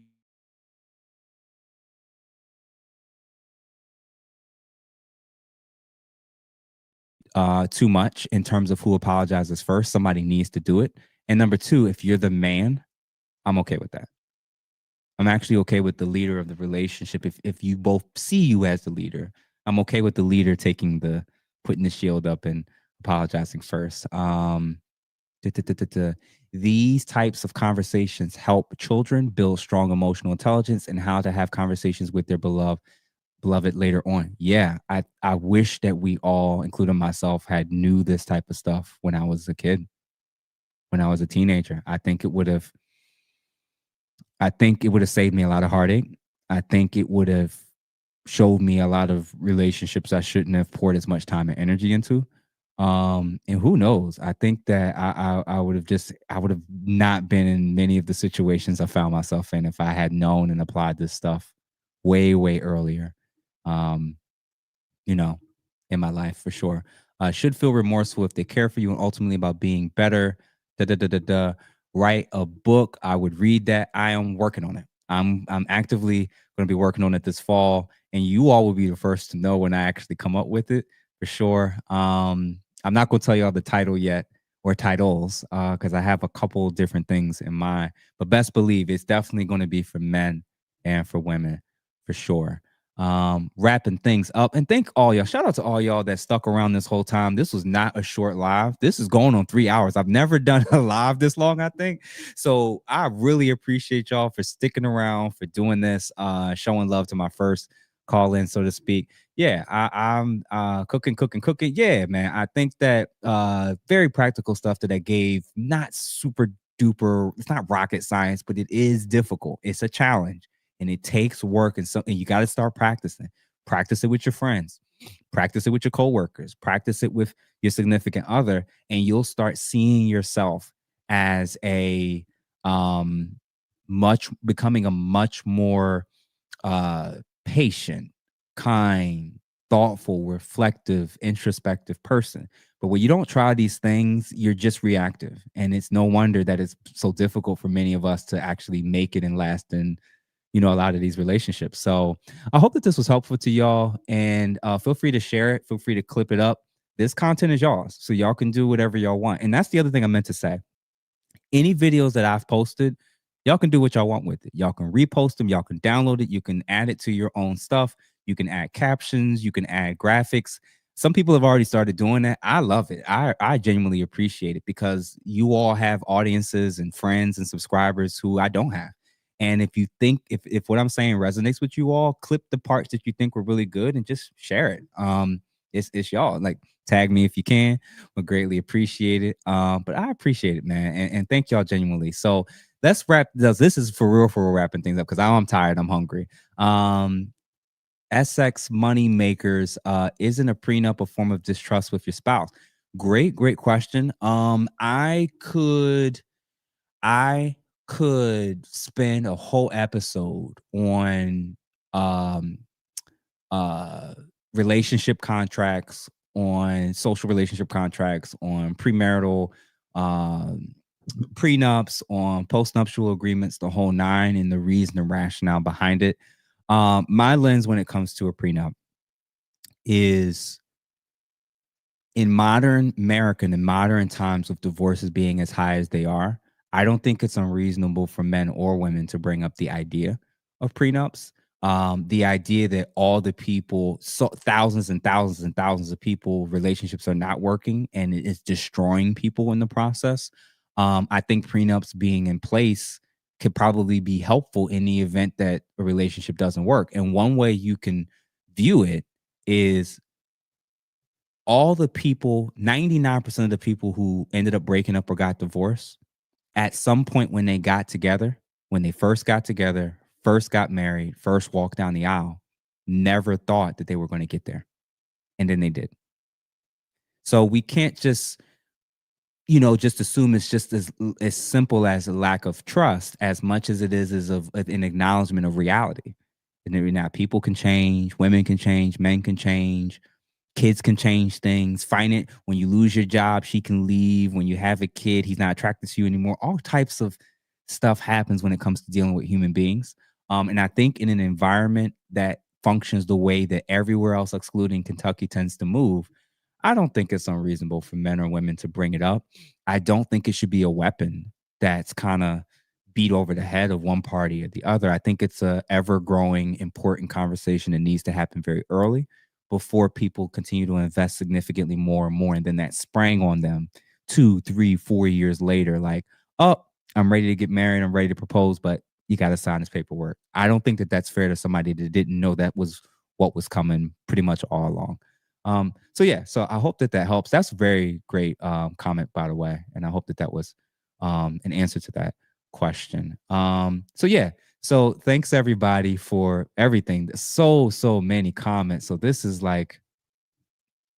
this is a lot of comments. So this is dope. So please share this with your significant other, your husband, your wife, your girlfriend, your boyfriend, your friends. I think that this could be legitimately helpful. So yeah, thank y'all. Shout out to everybody for sticking around. Let me just make sure I did not miss any of the super chats. Da, da, da, da, da. I did not. So, last but not least, if you have not donated to the channel, feel free to donate. If you are not a member, feel free to join as a member. Men's group officially starts tomorrow. In my post section and on all the links on the channel thing, the way to sign up is already there. I believe 4 or 5 men have already signed up. So we're going to be hitting the ground running with our first men's self-improvement group starting tomorrow at 7. And then right after that, we're going to be meeting with Anita from Better Love Movement tomorrow. So thank y'all. Genuinely, it means a lot. 26,000 people joining something that I've been dreaming about for years. I appreciate it. Genuinely, I don't take it for granted. I love the support. I love what this is turning into. Y'all really enjoyed Taylor Chandler's interview.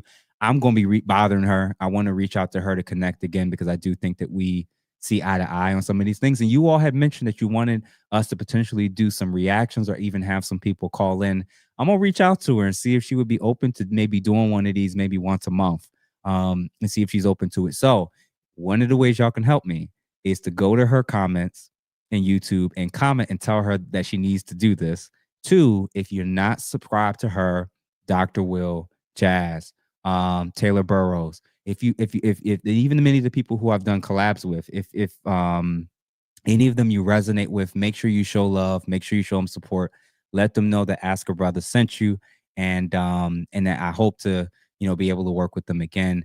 And remember, y'all, like if y'all support me, just realize that each of those people, each of those content creators supported me and allowing me to come onto their platform. So I'm trying to build a community of people that's like-minded and people who just think differently, and hopes that we just learn more about men, women, red pill, feminism, culture, politics, you name it. And the hope and goal is that we're just growing and becoming better, more thoughtful, intentional people. And I hope that I just have a role to play in that. So I hope, despite this almost 3-hour video of my first live call-in show, if you will, that y'all liked it, and that y'all find something meaningful out of it. So feel free to, like I said, to share it, to promote it, clip it up, chop it up, do what you want to do with it. It's y'all's. So thank you again. So shout out to everybody for support. And I look forward to what this is going to turn into and become in the future. So have a good evening, and I'll talk to everybody soon, and take care.